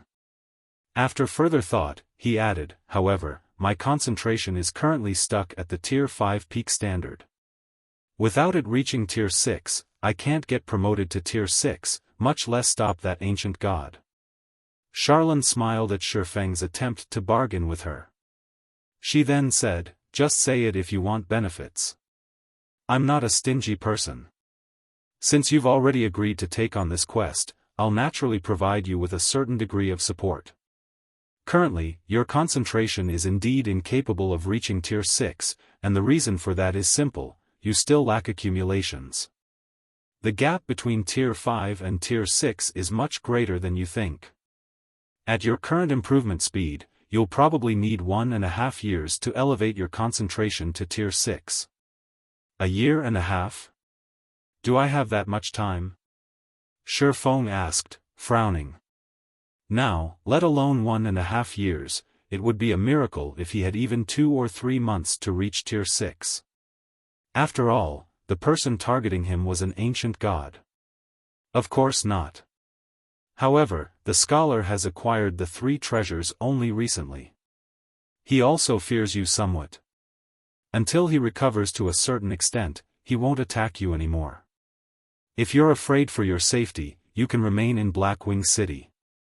He won't dare barge into this place in his current state. However, the Fire Dragon Empire will probably be in trouble. There's a person sealed in the Fire Dragon Empire, and if this person is released, all of you will similarly be doomed, Xiaolan said, chuckling. As to how you can improve your concentration quickly, don't you have the Treasure of Illusion? You can use it to forcefully raise your concentration. After saying so, Xiaolan took out a muddy crystal, which was the crystallized form of the fallen archangel Garudika. This is that fallen archangel's soul. You should be able to produce a crystal of souls of incredible purity with it and break through to Tier 6 with her accumulations, Xiaolan said as she tossed the muddy crystal to Xiaofan. Start your attempt now. You don't have much time left. When Xiaofan accepted the muddy crystal, he could sense incredible soul power in it. Only, this soul power was too chaotic, even a small portion of it could cause a Tier 5 player to lose their mind. Afterward, Xiaolan disappeared, leaving Xiaofan alone in the hall. Xiaofan did not hesitate for long. He took out the soul orb and began refining the fallen archangel Garudika's soul. The outcome turned out as Xiaolan said. When the soul orb finished refining Garudika's soul, it produced a 7-colored crystal of souls containing soul power of incredible purity. Everything is up to you now. After Xiaofan took a long look at the 7-colored crystal of souls, he swallowed it without hesitation. Suddenly, an indescribable comfort enveloped his body as boundless energy flooded his mind, continuously expanding his sea of consciousness. 1 hour. 3 hours. 1 day. After 2 whole days, Xiaofan opened his eyes and found that the world around him had changed. Compared to before, the various elements of mana in the natural environment looked much more orderly. Before, he had felt as if he were looking at a pile of rubbish when he tried perceiving the mana around him. Everything was a mess, and sorting through them required a lot of effort. Now, the various elements of mana were like items neatly displayed on a shelf. He could easily locate and reach out to any element he wanted, which made it much easier to control mana. Amazing! This is simply amazing. Just one of these 7-colored crystals of souls increased my concentration to the Tier 6 intermediate standard. Xiaofan was filled with ineffable excitement. He had thought he would be fortunate if the 7-colored crystal could raise his concentration to the Tier 6 basic standard. He would have been satisfied with such a result, as it would qualify him to challenge his Tier 6 promotion. Although his chances of creating a superior divine body with Tier 6 basic concentration would be less than 20%, it was still better than nothing. However, now that his concentration had reached the Tier 6 intermediate standard, his control and perception of mana were much stronger than if he only had Tier 6 basic concentration. Now, his chances of successfully creating a superior divine body should be around 30%. Following this, Xiaofan had Zero Wing frantically collecting 7 luminaries crystals for the subsequent month. He even traded some of the Flame Beast puppets for 7 luminaries crystals, with one Flame Beast puppet going for 4,007 luminaries crystals, 200 magic elven cores, and all the materials needed to manufacture one Flame Beast puppet. Initially, Xiaofan had not intended to sell the Flame Beast puppets. This was because Fire Dance and the others already had the strength needed to explore the top of the world, where they could acquire a lot of 7 luminaries crystals. However, to strengthen God's Domain's player forces enough to resist the Outer World's NPC army properly, selling the Flame Beast puppets became a necessity. After all, the secret silver combat puppets required highly skilled pilots to exhibit their full strength.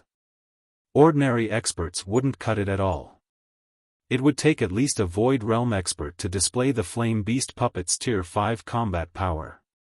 There were only so many Void Realm experts in Zero Wing. Even if their numbers kept increasing, the rate of increase couldn't match the Flame Beast puppet's production rate. Zero Wing's sales of Flame Beast puppets immediately boosted the overall combat power of the player forces, hindering the Outer World forces' advance. The guild even earned over 200,000 7 luminaries crystals from the exchanges, increasing Xiaofang's stockpile to 400,000. Apart from the player's side, the number of NPC armies gathered at the Fire Dragon Empire's borders increased a lot during this past month. On the Outer World NPC's side, close to half of the NPC army had already assembled outside the Fire Dragon Empire, preparing to launch an all-out assault on the Empire. Blackwing City, Stargazing Tower. Looking at the pile of 7 luminaries crystals in front of him, Xiaofan took a deep breath and mentally prepared himself. During this past month, he had already fully mastered the law of destruction. He had also mentally simulated the creation process for his superior divine body hundreds of times to improve his chances of success. Without further elevating his concentration standard, he couldn't increase his success rate any further. However, raising his concentration standard was impossible within a short period. I have 4 chances. This should be enough with a 30% success rate. After saying so, Xiaofan followed the records of the ancient god's legacy and began constructing his superior divine body using the law of destruction. Constructing a divine body was much more complicated than constructing a mana body. This was because a divine body was akin to a miniature world, not something that could be completed with just a few magic arrays. It required more than 300 Grandmaster magic arrays as its core. These Grandmaster magic arrays would then absorb the power within the supplied 7 luminaries crystals through the designated world law and create a complete miniature world. Simultaneously manipulating so many Grandmaster magic arrays was unfeasible without Tier 6 concentration. Meanwhile, the process of constructing a superior divine body was even more rigorous. A superior divine body needed over 1,000 Grandmaster magic arrays as its core. Unless one's control of mana reached a certain level, manipulating such a complex core magic array was out of the question. Moreover, the mana within 7 luminaries crystals was of incomparable purity, more than 10 times heavier than even ordinary solid mana, and thus incredibly difficult to manipulate. The next moment, Xiaofan stimulated 100,000 7 luminaries crystals with his mana and guided the mana that burst out from them into the 1,000 plus Grandmaster magic arrays he had pre-constructed. Boom! However, partway through activating the magic arrays, half of them suddenly stopped working, and the entire core magic array crumbled. Failure. Manipulating the 7 luminaries crystals' mana indeed isn't easy. Xiaofan wasn't too surprised by his failure. After all, this was his first time manipulating mana from 7 luminaries crystals. Following this, he rested for 3 hours. After his mental state had fully recovered, he promptly began his second attempt. Boom! Another failure. Third attempt. This time, Xiaofan had a crazy idea utilizing the light of 2 worlds as Golden Soul to elevate his soul standard. Although Golden Soul had a short duration, he could use this buff to get through the instability caused by the initial burst of mana. The only problem with this plan was that his concentration standard would plummet once Golden Soul's duration ended, which would increase the difficulty of manipulating the core magic array afterward. Golden Soul, activate. Xiaofan tightened his grip on the light of 2 worlds as he decided to take the risk. As expected, he got through the initial burst of mana much more easily with his elevated concentration standard, and he activated all of the Grandmaster magic arrays right away. He also guided the 7 luminaries crystals' mana into these magic arrays with relative ease. However, when he had guided half of the mana into the magic arrays, Golden Soul lapsed. The buff's disappearance nearly caused him to lose control of the mana. 5 minutes. So long as I can last 5 more minutes, I'll be able to finish transferring all of the 7 luminaries crystals' mana. Xiaofan gritted his teeth and struggled desperately to keep the Grandmaster magic arrays in operation. He also overburdened his mind, not daring to make even the slightest mistake. 1 second. 10 seconds. 30 seconds. Xiaofan's complexion turned paler and paler as the seconds ticked by. Sweat continuously formed on his forehead. Nevertheless, he persisted. After the 3rd minute elapsed, Xiaofan's vision became blurry and his mind cloudy. His body also began shivering slightly. 1 last minute. 1 last minute. Xiaofan started feeling very sleepy, and even the system had begun warning him to log out and rest. However, he forced himself to remain conscious, going as far as biting his tongue and using the pain to stay awake. Read latest chapters at Wuxia World. EU 10 seconds. 20 seconds. 30 seconds. At this point, the world around Xiaofan had become one big blur, and his mind was basically shutting down already. However, relying on instinct and his familiarity with manipulating magic arrays, he was barely able to continue guiding the 7 luminaries crystals' mana into the Grandmaster magic arrays and keep them operating normally. Shortly afterward, though, Xiaofan's consciousness lapsed briefly, and he lost control of the core magic array. Did I fail? After Xiaofan recovered from his brief lapse, his heart sank. At this time, though, the sound of a system notification entered his ears. System, congratulations. You have successfully constructed a superior divine body. The constructed superior divine body's completion rate is at 92% and has reached the Tier 6 standard. The constructed superior body is evaluated to be at the epic rank. Do you wish to get promoted to Tier 6? Chapter 29:18, New World, Grand Finale, Fire Dragon Empire, Million Forest City. Currently, over 50 million expert players had gathered in Million Forest City, the largest city in the south of the Fire Dragon Empire. Even the weakest among these players was a level 100+, Tier 3 player. The number of Tier 4 players gathered even exceeded 10,000. However, an indescribably solemn atmosphere shrouded Million Forest City, and everyone looked tense. This was because Million Forest City was the biggest barrier in the south. If the Outer World NPC army broke through here, it could march straight for Flame Dragon City. The executives of the various player forces had gathered on top of Million Forest City's front wall. Their faces were pallid as they quietly observed the Outer World NPC army hidden in the distant forest. These Outer World NPCs are simply insane. They actually gathered 1/3 of their total forces just to attack Million Forest City. Are they planning to fight to the death? 16th Cloud, the second vice guild leader of Shining Tiger and an expert who had reached Tier 5, said, frowning as she observed the Outer World's NPC army through a magic mirror. The Outer World NPCs and players had a numerical advantage over God's Domain's NPCs and players in terms of Tier 4 combatants. Logically, they should have split up and attacked multiple locations, as this would bring them the most benefits. The biggest advantage God's Domain's players had was their ability to get resurrected and rejoin the battle quickly. If the Outer World forces split up and attacked numerous locations simultaneously, God's Domain's players would likewise have to split up and guard multiple locations.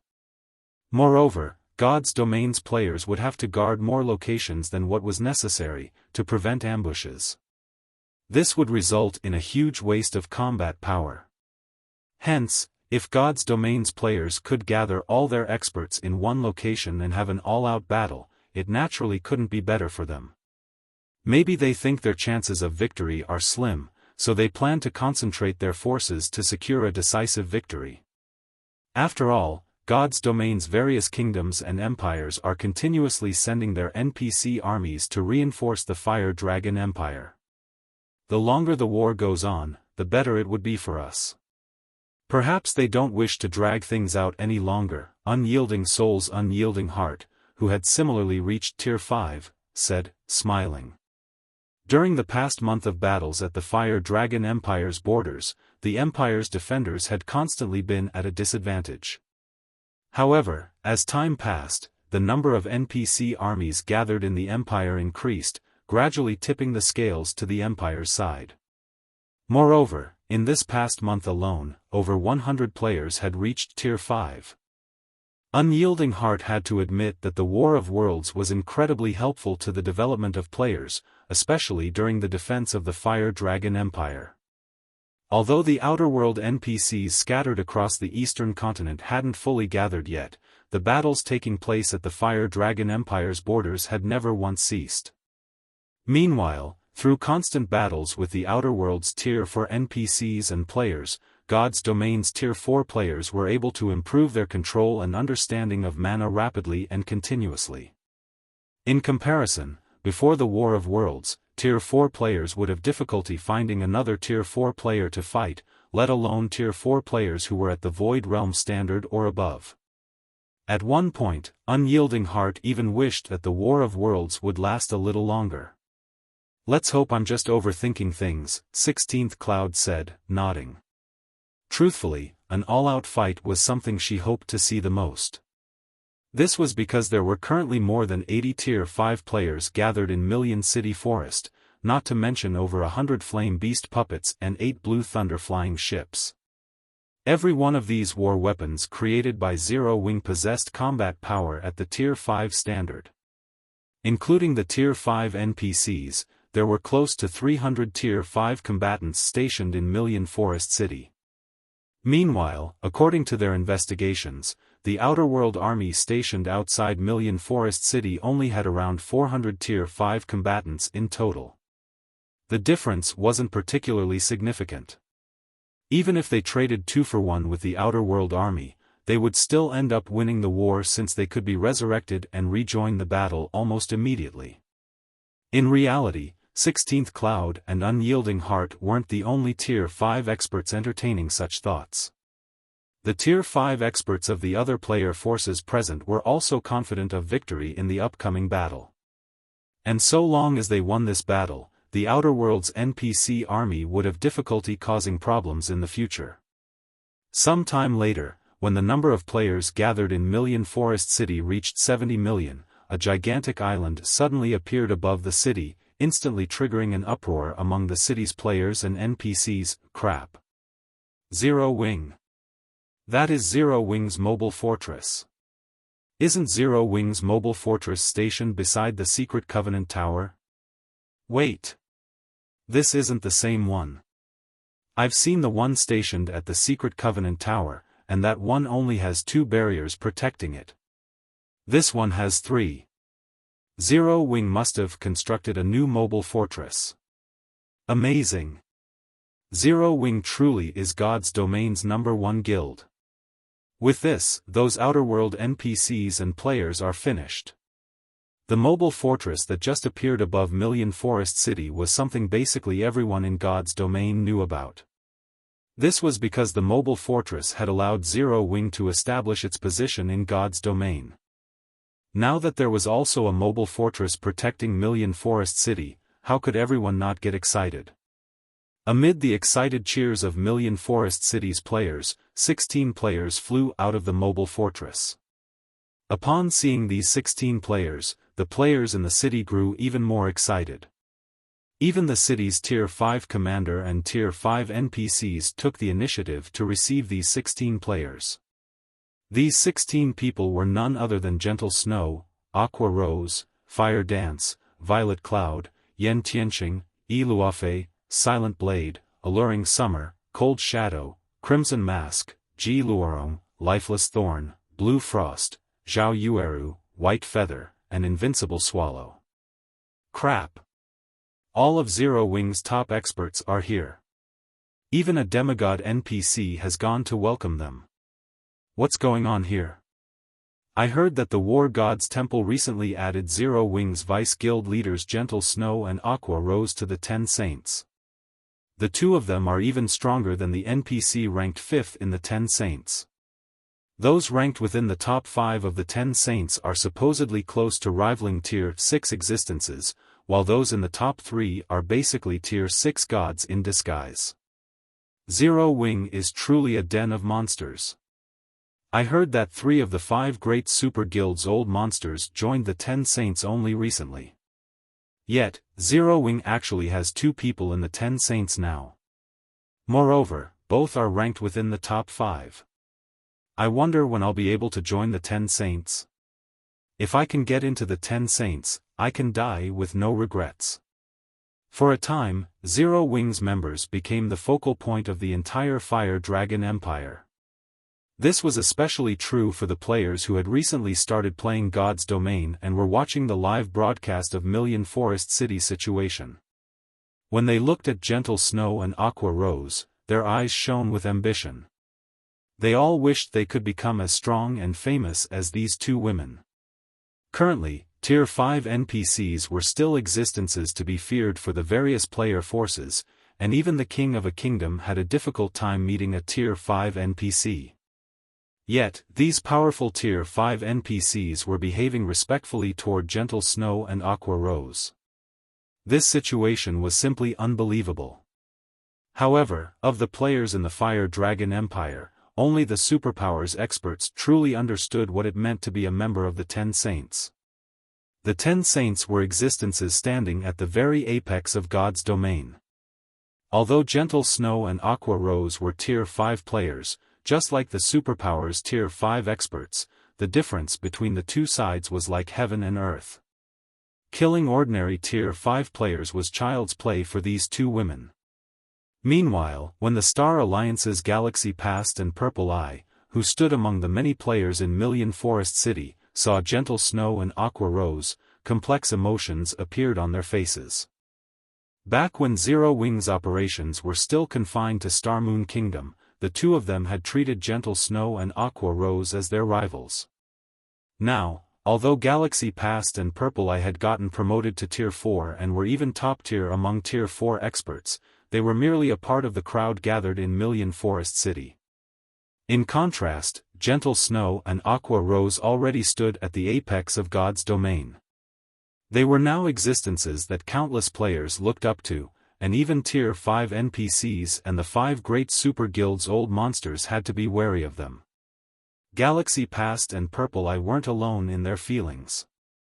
Matt and Prosciutto from Mythology shared their complicated mood. When Fang Shihan had decided to betray Mythology and join Zero Wing, she had invited Matt to join her. However, Matt had refused her offer, believing he could develop much more rapidly in Mythology. Yet, reality turned out to be completely different. Matt was still stuck at Tier 4. In comparison, White Feather, who had joined Fang Shihan, had already reached Tier 5 and become an existence he had to look up to. As for Prosciutto, he was confused by Fang Shihan's rapid improvement. In terms of talent, he was much superior to Fang Shihan. Although he had also gotten promoted to Tier 5, there had been a huge difference between them when they were both still at Tier 4. However, his Tier 4 mana body's completion rate had only been at 118% when he had gotten promoted to Tier 5. Meanwhile, according to Mythology's investigation, Fang Shihan had gotten promoted to Tier 5 with her Tier 4 mana body's completion rate at 120%. Moreover, Odin had said that Fang Shihan was even under consideration as a reserve member for the 10 Saints and that it wouldn't be strange if she managed to defeat one of the 10 Saints in the near future.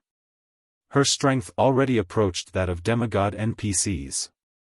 In comparison, Prosciutto's combat power was only at the Tier 5 peak standard, still nowhere near the demigod standard. While Prosciutto was in a daze, Zero Wing's members had arrived above Million Forest City's gate.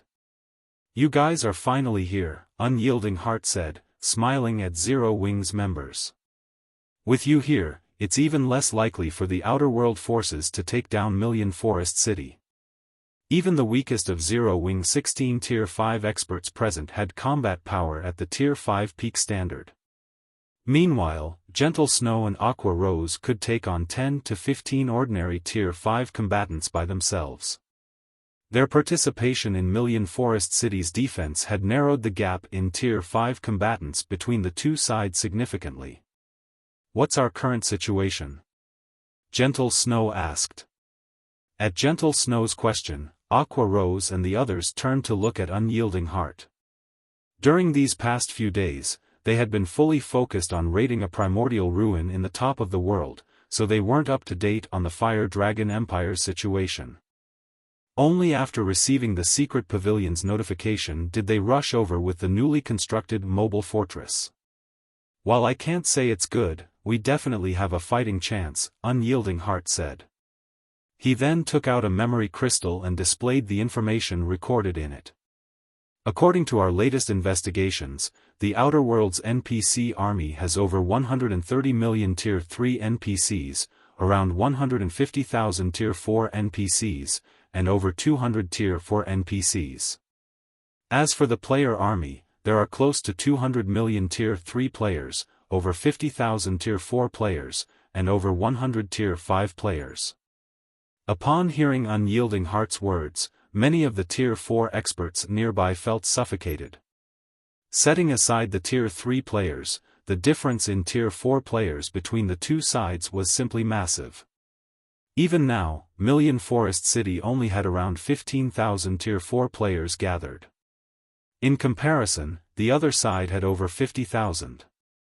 If Million Forest City's defensive magic array shattered, there was a high chance that some of these Outer World Tier 4 players would sneak past the city's defenders and reach the City Lord's mansion. That would spell the end for the city. After all, the City Lord's mansion's defensive magic array wasn't as strong as the city's.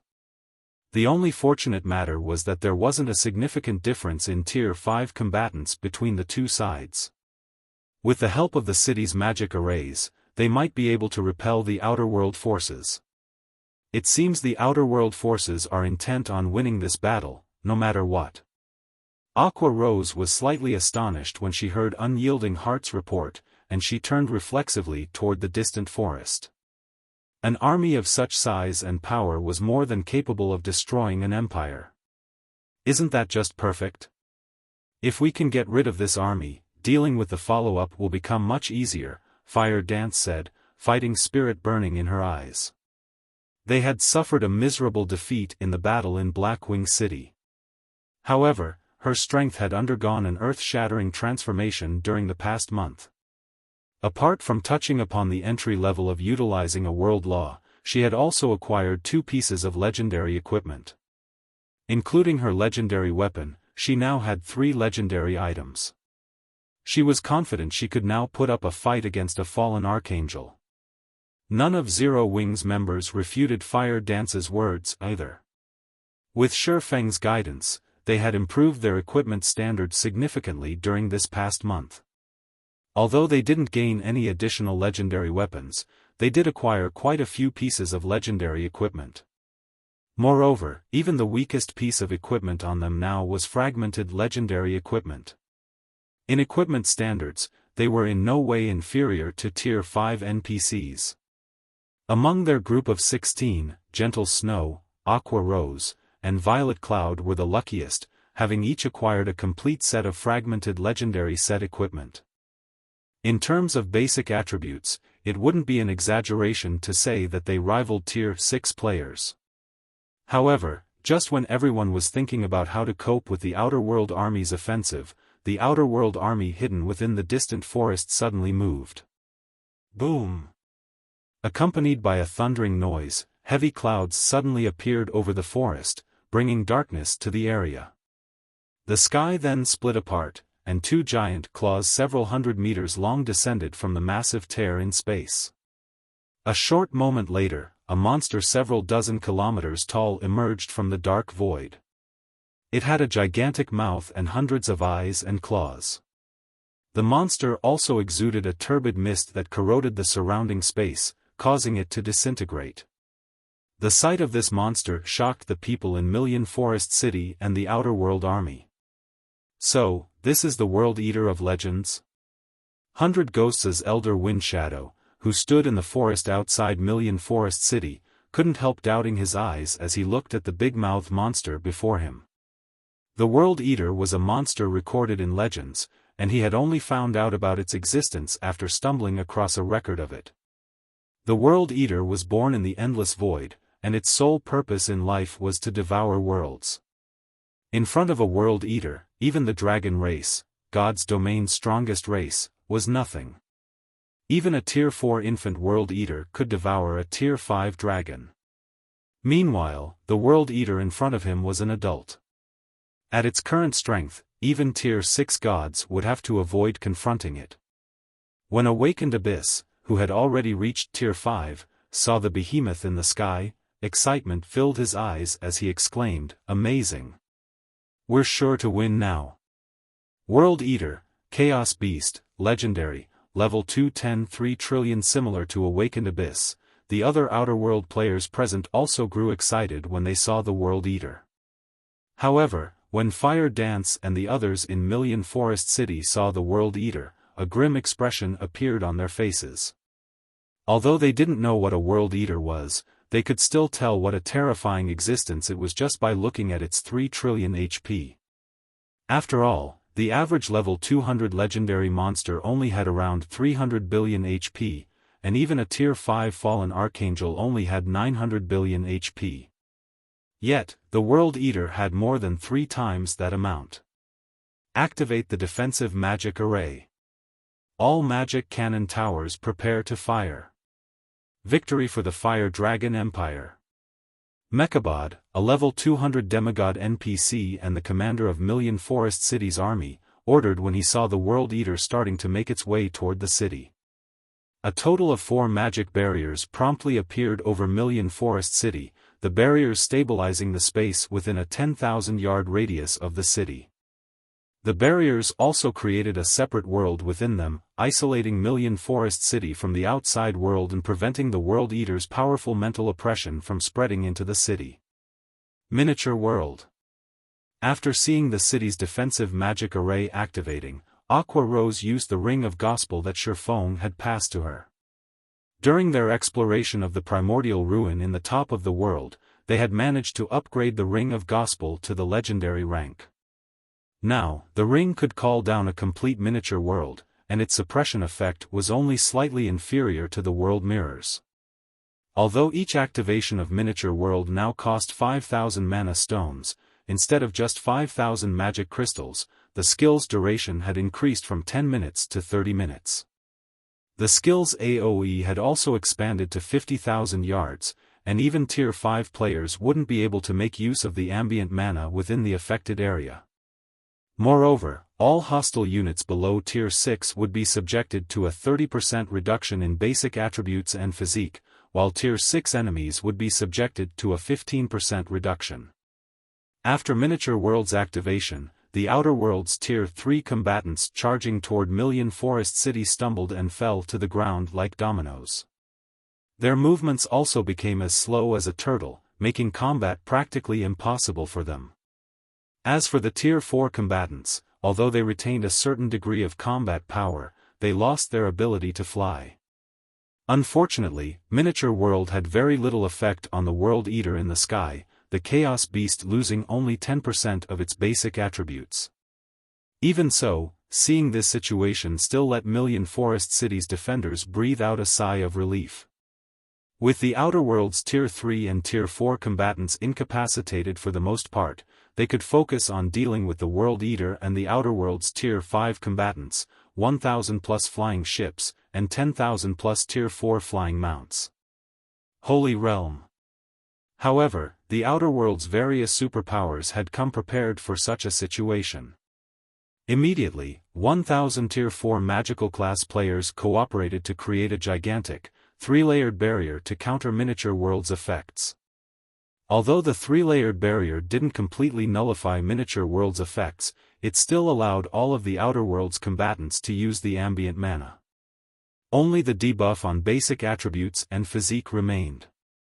The next moment, hundreds of thousands of Tier 4 combatants and millions of Tier 3 combatants resumed their charge toward Million Forest City. In the sky, the World Eater lashed out at the city's defensive magic array with its several hundred claws, every claw carrying the power to crush time and space. Attack with everything you've got. Stop those claws. Seeing the approaching claws, Fire Dance promptly issued a command to the mobile fortress and all of the Blue Thunder flying ships present. Beams of destruction shot at the World Eater's claws one after another. Simultaneously, Million Forest City's magic elven towers and magic cannon towers also bombarded the World Eater. The series of attacks and explosions turned the sky outside of Million Forest City into an empty void. Unfortunately, these attacks managed to deflect only a portion of the World Eater's claws, over 100 claws connected with the city's defensive magic array. The next moment, the 4-layered magic barrier shattered under the World Eater's attacks, unable to withstand the World Eater's power. All hail the World Eater. It's time for you natives to go to hell. When the Outer World's players saw the city's defensive magic array shattering after only one exchange, they burst into laughter. Originally, they thought this would be a tough fight. However, the battle ended up entirely one-sided. Now, even if they did nothing, the NPCs and the World Eater could still destroy Million Forest City easily. Meanwhile, the players inside Million Forest City fell into despair at this moment. How were they supposed to fight with such a horrifying monster on the Outer World Army's side? There's no other way. Aqua and I will keep that World Eater busy. Everyone else, do everything you can to stop these invaders from entering the city, Gentle Snow said as she looked at the several dozen Tier 5 NPCs hindering the World Eater. So long as we keep the core magic array safe, more of God's domain's experts and NPCs will come to support us. The various guild executives present nodded in response to Gentle Snow's command and promptly went into action. They all took out their trump cards and readied themselves to fight a war of attrition with the Outer World army. Although the World Eater was powerful, victory still wasn't out of reach. Currently, many of God's domain's experts had yet to reach Million Forest City. Hence, the longer they dragged out this fight, the higher their chances of victory. Subsequently, Gentle Snow and Aqua Rose flew toward the World Eater. Upon getting within attack range of the World Eater, Gentle Snow promptly swung her greatsword and executed her mana technique, Spatial Cleave. Several dozen sword lights cut at the World Eater's claws, attacking Million Forest City, sending them off course. Aqua Rose waved her staff and summoned numerous gigantic serpents made of water. She then had the water serpents bite the World Eater's claws, preventing them from getting close to Million Forest City. Are they monsters? The Outer World players gasped, and they saw Gentle Snow and Aqua Rose putting up a good fight against the World Eater. Even the Outer World Tier 5 experts were astonished by this spectacle.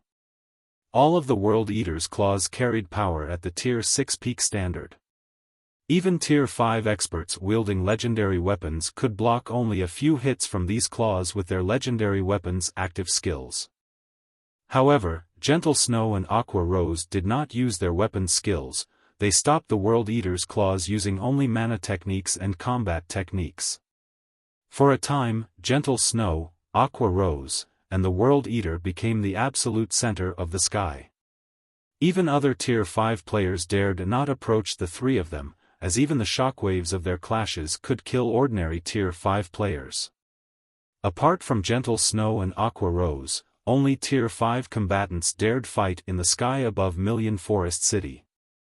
The two sides' Tier 4 combatants kept to the ground because those who tried to fly would get swept up by the shockwaves and turn into ashes the next moment. Hence, the Tier 4s could only become cannon fodder on the ground like the Tier 3 combatants. Currently, more than 700 Tier 5 combatants were fighting in the sky. Originally, Million Forest City's Tier 5 combatants should have been weaker due to their significant numerical disadvantage. Yet, the two sides turned out evenly matched in reality, confusing the Outer World Tier 5 combatants. Damn it! Why are these natives so strong? The speechless awakened Abyss glared at Ji Luorong, who was fighting him. Not only was Ji Luorong fighting two Tier 5 NPCs simultaneously, but she also managed to pin him down while doing so. The level of skill she demonstrated in mana utilization was simply unbelievable. Moreover, Ji Luorong wasn't even the most conspicuous of them all. Instead, the most conspicuous person was Zero Wings Violet Cloud, the girl he had once considered recruiting into 100 Ghosts. She was practically a monster. From what he could tell, Violet Cloud should only be at the domain realm. Yet, she could actually hold her own against over a dozen Tier 5 NPCs. If not for Windshadow, who wielded a legendary weapon, joining the fight, one or two of these Tier 5 NPCs would have already died in battle. As for Fire Dance and Fong Shihan, these two women were practically Grim Reapers as they weaved through the shadows of the battlefield. Under their coordinated attacks, they could kill a Tier 5 NPC within 5 moves and a Tier 5 player within 3 moves. As more time passed, Million Forest City's Tier 5 combatants gradually began to gain the upper hand in the battle. Elder Windshadow, we've already lost more than 24 Tier 5 players. We'll be at a serious disadvantage if this situation continues, Jade Leaf, who had repelled a Tier 5 NPC with her battle axe, said to Windshadow when she saw Fire Dance and Fong Shihan killing another Tier 5 player. Nobody can stop Zero Wings Fire Dance and Cold Shadow. Originally, their side had over 170 Tier 5 players. Now, only a few minutes into the battle, they had already lost more than 10% of this number. In comparison, the other side had lost only a dozen or so Tier 5 players. Moreover, these fallen Tier 5 players managed to get resurrected quickly and rejoin the battle. They had also prepared replacement equipment beforehand, so they lost hardly any combat power even after rejoining the battle.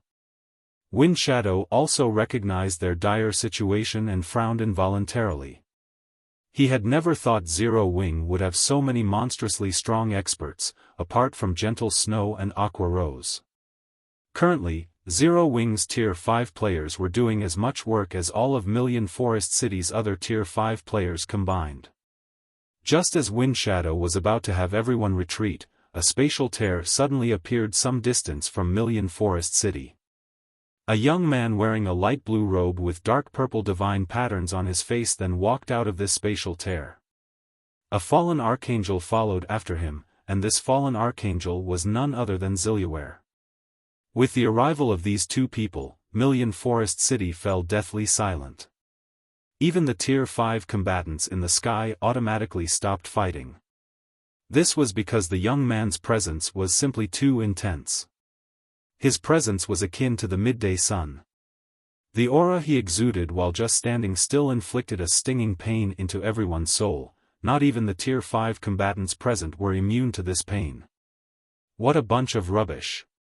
You still haven't dealt with these ants even now, the scholar bellowed angrily as he glared at the Outer World Army's commander-in-chief. My lord, these heaven-blessed individuals are much stronger than we expected, and even the World Eater is incapable of going against them for the time being. Fez Tade, the Outer World Army's commander-in-chief and one of the 17 stars of the Holy Grail, said anxiously as he looked at the youth before him. Them? Scholar glanced at Gentle Snow and Aqua Rose, who were hovering beside the World Eater, a look of surprise appearing on his face. Transmigrators? No wonder they can deal with the World Eater. However, they are still too weak. After saying so, the scholar pointed a finger at Gentle Snow and Aqua Rose, a five-fold magic array appearing at his fingertip. Immediately, everyone on the battlefield felt time stagnate. The Tier 3 combatants present even found their thoughts freezing. Tier 6 Curse, Hand of Death.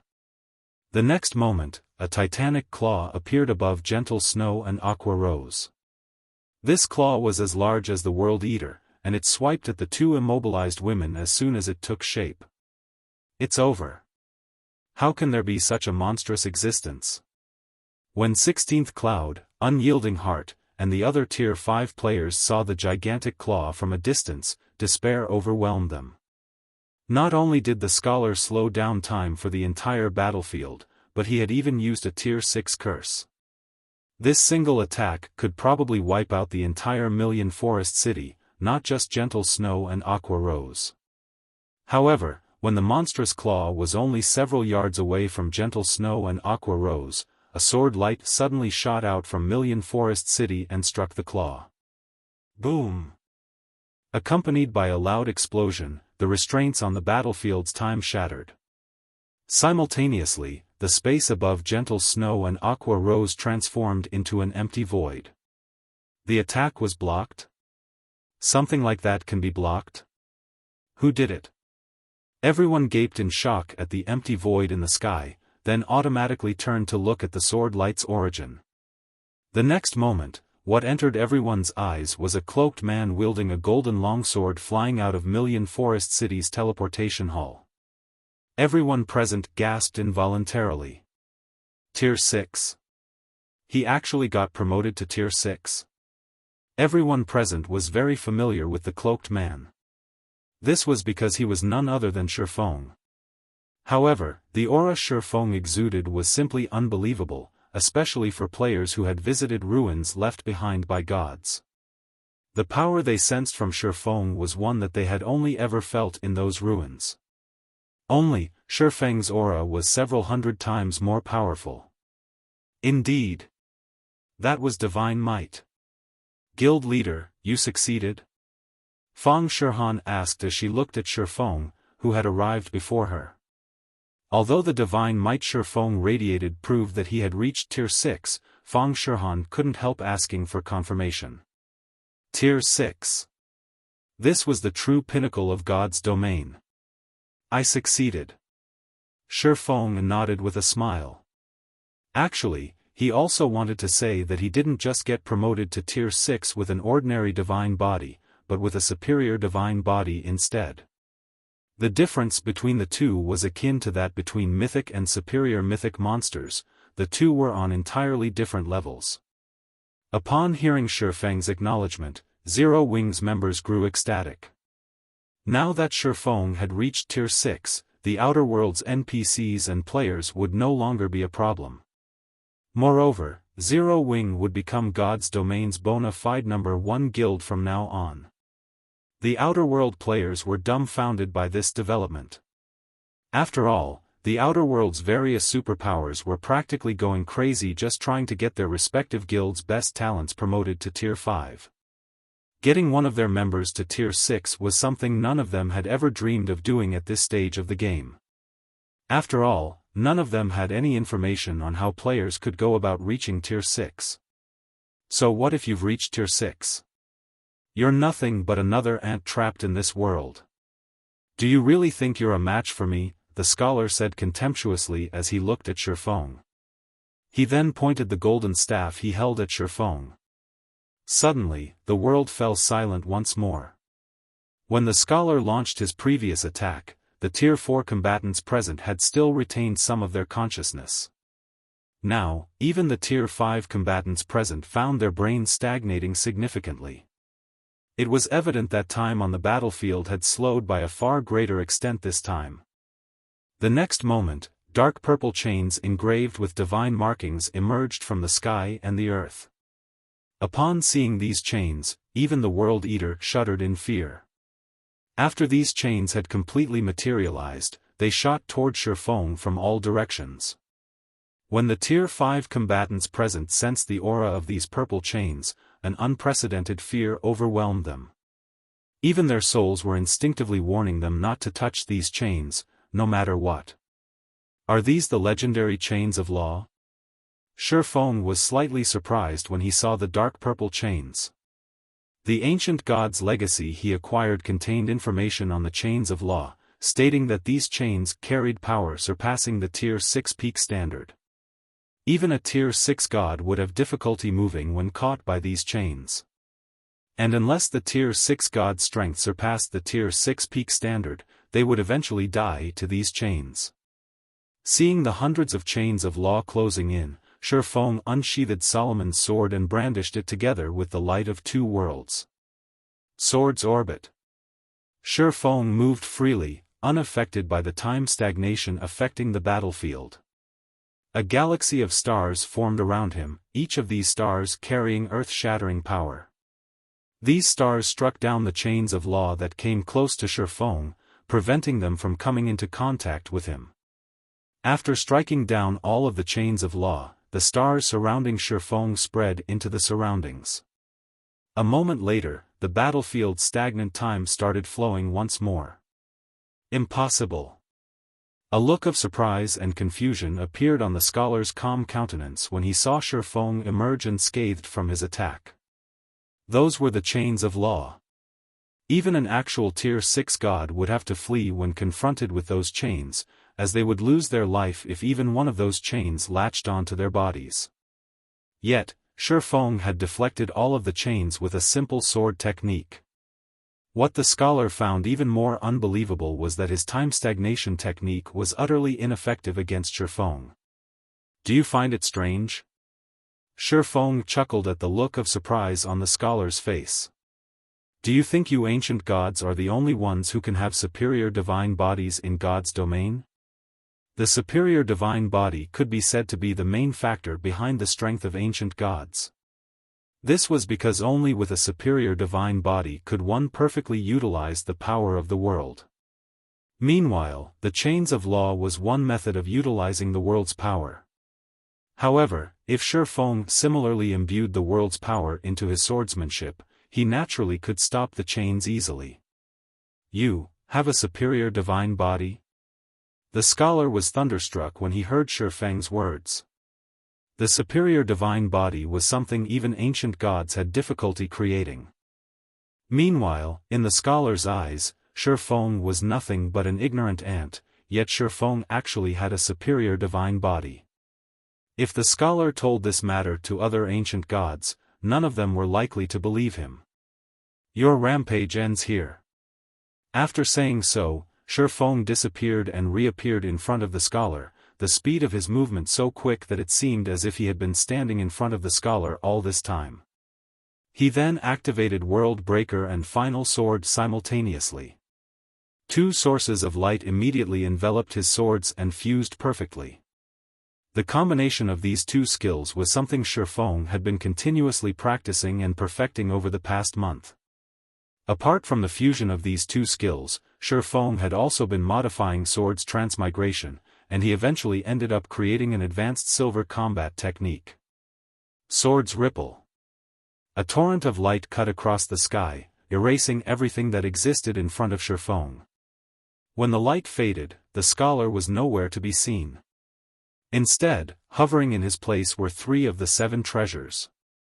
The next moment, the translucent figure of a person appeared in the empty void, and this person was none other than the scholar. At this time, though, the scholar no longer had any divine markings on his face, he looked and felt no different from an ordinary youth. Damn it! It's this outcome again. Why do you ignorant ants always come foiling my plans? Bellowed the scholar, who had been reduced to a soul, as he glared at Xiaofan with eyes full of resentment and anger. However, his anger soon faded, and he started laughing. Don't get too proud of yourself. You can't do anything to me even if you have a superior divine body. My soul is eternal and indestructible. What you have destroyed is nothing but a shell to house my soul. I can recreate more of such shells in no time at all. Sooner or later, I will have all of you ignorant ants disappear from this world. After saying so, the scholar laughed louder and louder, his mood getting better and better. The scholar's words made everyone on the battlefield shudder. If a monster like the scholar could resurrect infinitely, then it would be an absolute nightmare for them. That's right. You indeed have an immortal soul, and even true ancient gods can't erase your existence, Xiaofan said, nodding as he looked at the scholar. He then chuckled and continued, however, while your soul might be indestructible, it can be infinitely weakened. I'm guessing it'll take you a long time to recover if that happens, right? After saying so, Xiaofan collected the 3 items in front of him. He then took out the other 7 treasures. Immediately, the 7 treasures resonated with one another and instantly recovered to their peak states, revealing their original brilliance. You! The scholar's expression instantly changed when he saw the 7 treasures, and he turned and tried to flee into the void. However, Xiaofan did not give the scholar any opportunities to do so at all, grabbing the repaired soul orb and activating it.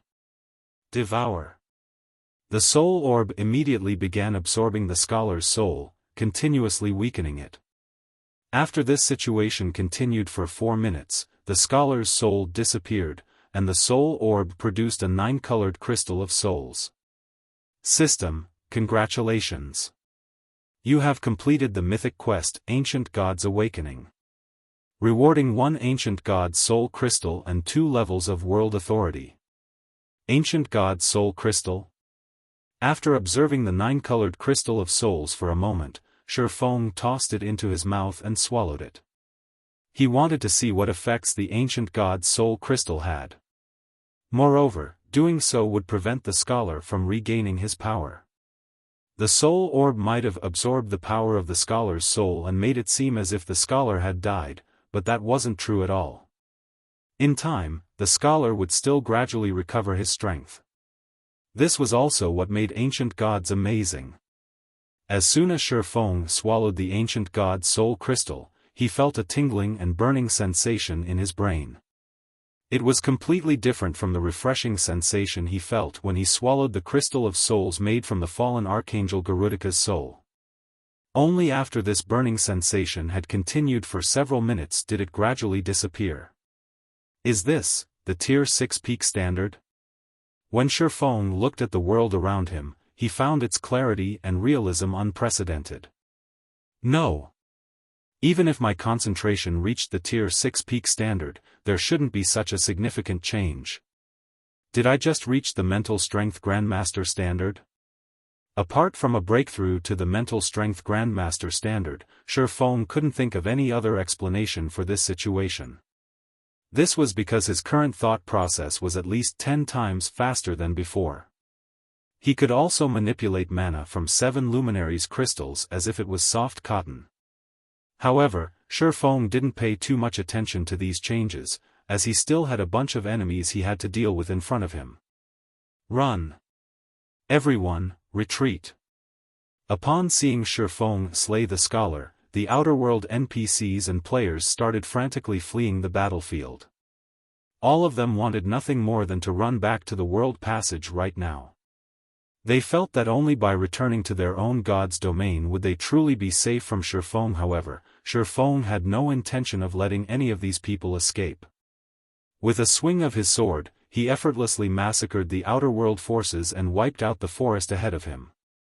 Let alone escaping, the army of millions didn't even get to leave their ashes behind on the battlefield.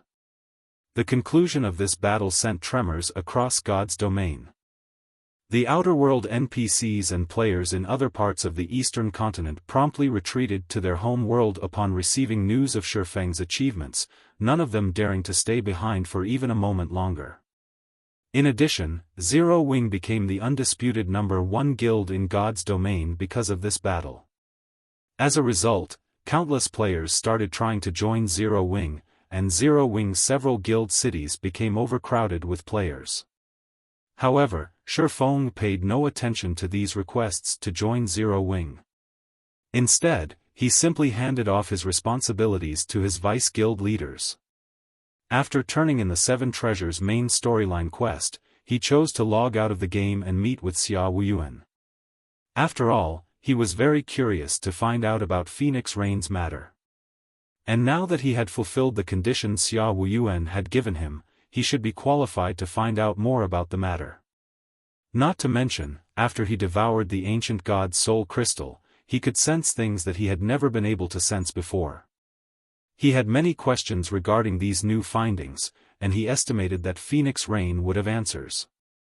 Middle layer, Green God Courtyard. The Green God Courtyard was a place specifically reserved for the Green God Company's internal members. Apart from serving as a residence, it was also the office that handled the middle layer's various affairs. There weren't a lot of people in the Green God Courtyard. Even after arriving in front of Xiaofan's residence, Xiaofan had come across only several dozen people. From this, he could tell that the Green God Company didn't have many internal members. When Xiaofan entered Xiaofan's residence, he found the old man sitting in the living room and brewing tea in front of the coffee table. There was also a cup of freshly brewed tea on the other side of the coffee table, as if Xiaofan had known ahead of time that Xiaofan would visit him. Pointing at the sofa opposite himself, Xiaofan looked at Xiaofan and said, "Have a seat." "You knew I would come to find you now?" Xiaofan couldn't help asking. "Of course. I know everything you do in God's domain," Xiaofan said. Taking a sip of tea, he smiled and continued, "I also know that you've long since broken through to the 3-star mental strength master standard and that you've already reached the grandmaster standard now." "You knew?" Realization dawned upon Xiaofan when he heard Xiaofan's answer. It seems the Green God Company really is the developer behind God's domain. "You're only half correct," Xiaofan said, shaking his head. "What do you mean?" Xiaofan asked. "The Green God Company didn't develop God's domain. Instead, we only run it," Xiaofan explained. "The Green God Company didn't develop it?" Xiaofan was a little surprised by this answer.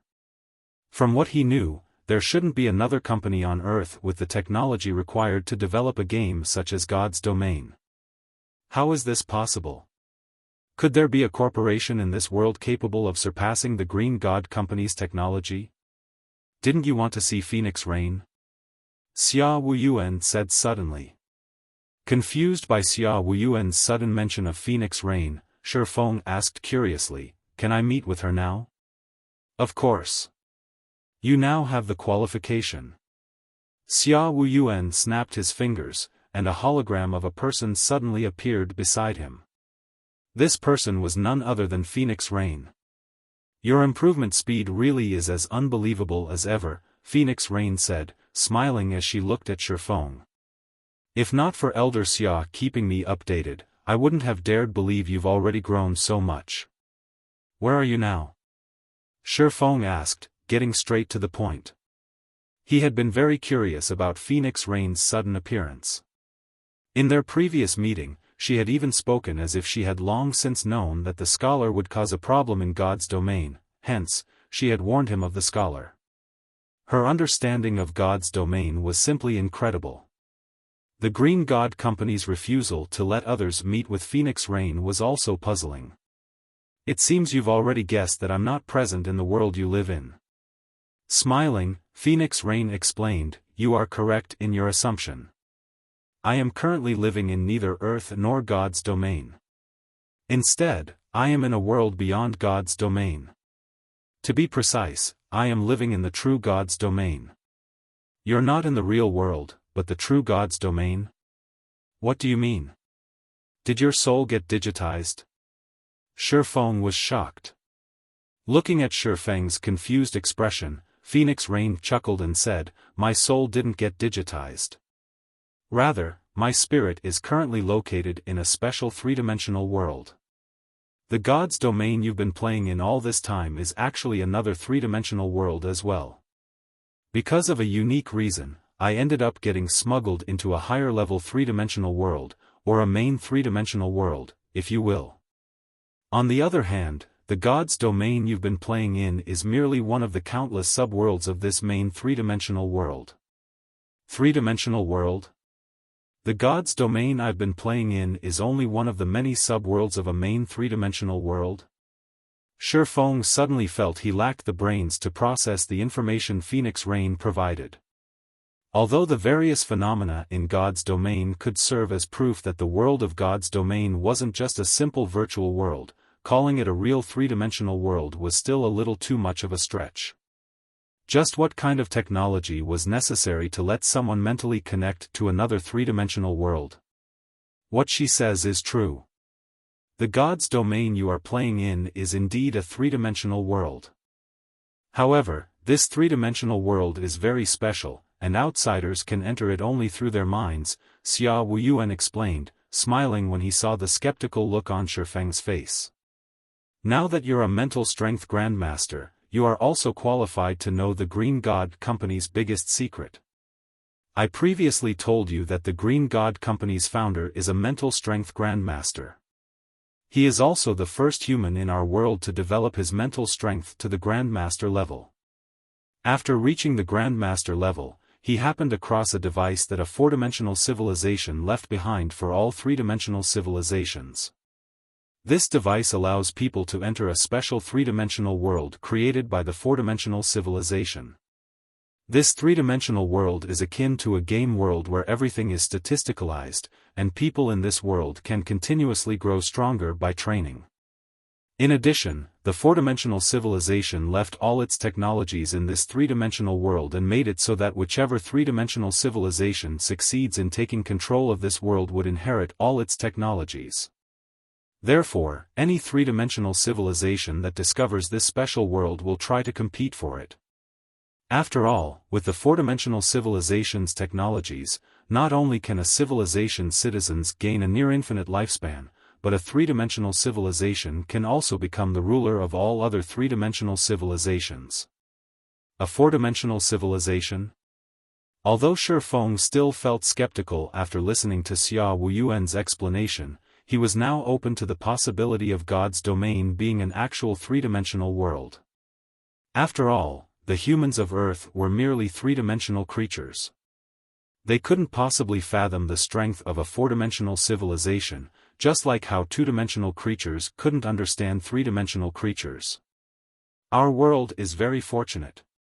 Not only did it produce a mental strength grandmaster, but we even discovered the device the four-dimensional civilization left behind.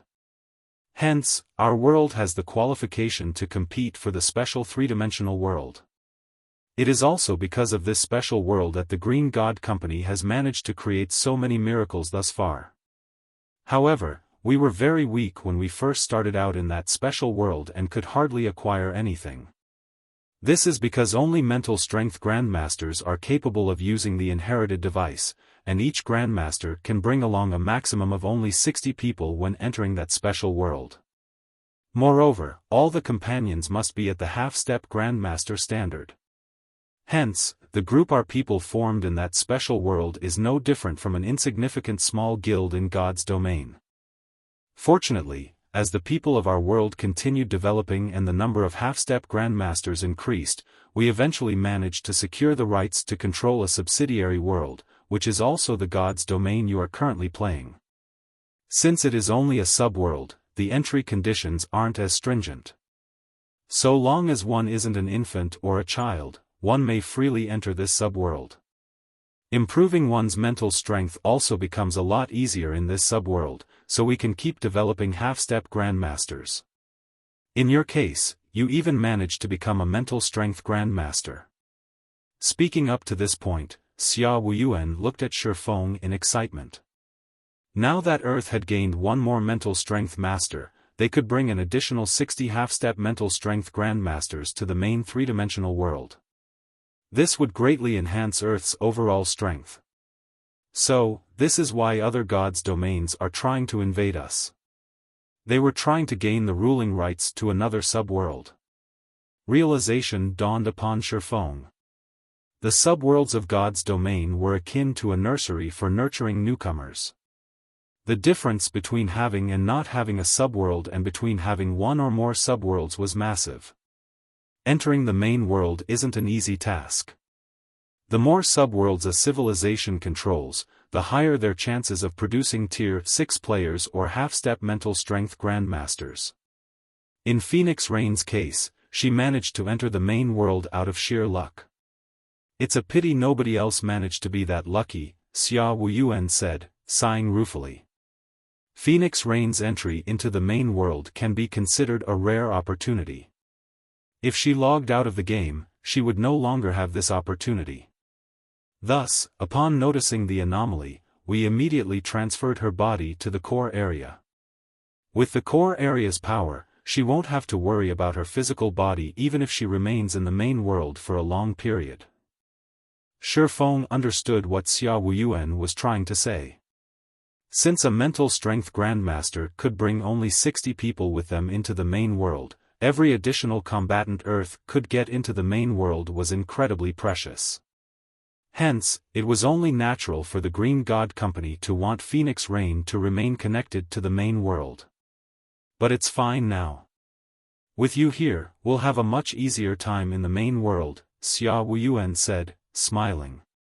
It doesn't matter even if Phoenix Rain returns since you have brought 60 additional slots to our world.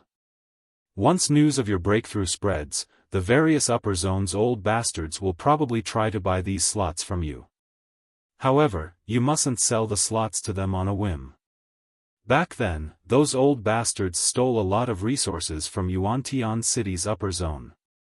Our upper zone will be relying on you to reclaim our reputation. If you wish to deal with Fu Jiuzhong, you can also apply to get him banished from the upper zone. I bet that old bastard in Haitian City's upper zone won't dare say anything about it. Xiaofan nodded at Xiaofan's words. As for Fu Jiuzhong, Xiaofan was no longer concerned about the Infinity Master. This was because a mental strength grandmaster was many times more powerful than a 3-star mental strength master. He could even make Fu Jiuzhong suffer a mental breakdown. Afterward, just as Xiaofan said, the general managers of the various upper zones around the world all paid a visit to Yuantian City's upper zone, and every one of them wanted the entry slots for the main world of God's domain. Moreover, without Xiaofan saying anything, Haitian City's upper zone had taken the initiative to banish and imprison Fu Jiuzhong. However, Xiaofan did not casually sell his entry slots. After all, now that he knew the main God's domain's importance, he naturally had to give zero-wing priority for these slots. In the end, he chose to sell only 10 slots to the top 10 upper zones in the world, gaining one favor from these upper zones: the creation of his own upper zone. The upper zones located around the world weren't natural occurrences. Instead, they were created using the four-dimensional civilization's technology. Read latest chapters at Wuxia World. EU. However, the creation of every upper zone required a lot of resources, many of which these top-ranking upper zones could provide. Once he had these resources, so long as he obtained a few more items from the main god's domain, he could create his very own upper zone. Once he had his own upper zone, he would no longer have to follow the rules of other upper zones. He could bring anyone he wanted into his upper zone. Time passed swiftly. In the blink of an eye, 3 months had already gone by since Xiaofan became a mental strength grandmaster. During these 3 months, Xiaofan had brought his family and Zero Wing's many core members into Yuantian City's upper zone one after another. Afterward, he had Zero Wing compete fervently for resources and players in God's domain. He had even tasked the guild with preparing to invade the outer world and plunder the resources there. In addition, thanks to the upper zone's resources and the ancient god's legacy, Gentle Snow, Aqua Rose, Violet Cloud, Fire Dance, Cold Shadow, Yen Tianqing, Lifeless Thorn, and Blue Frost also successfully reached Tier 6. This meant that they had become half-step mental strength grandmasters and were qualified to enter the main god's domain. Inside a large mansion in the core area of Yuantian City's upper zone. After looking at Gentle Snow and the others, who lay inside their respective special rest cabins, Xiaofan entered the main cabin and readied himself to begin a new journey. Log in.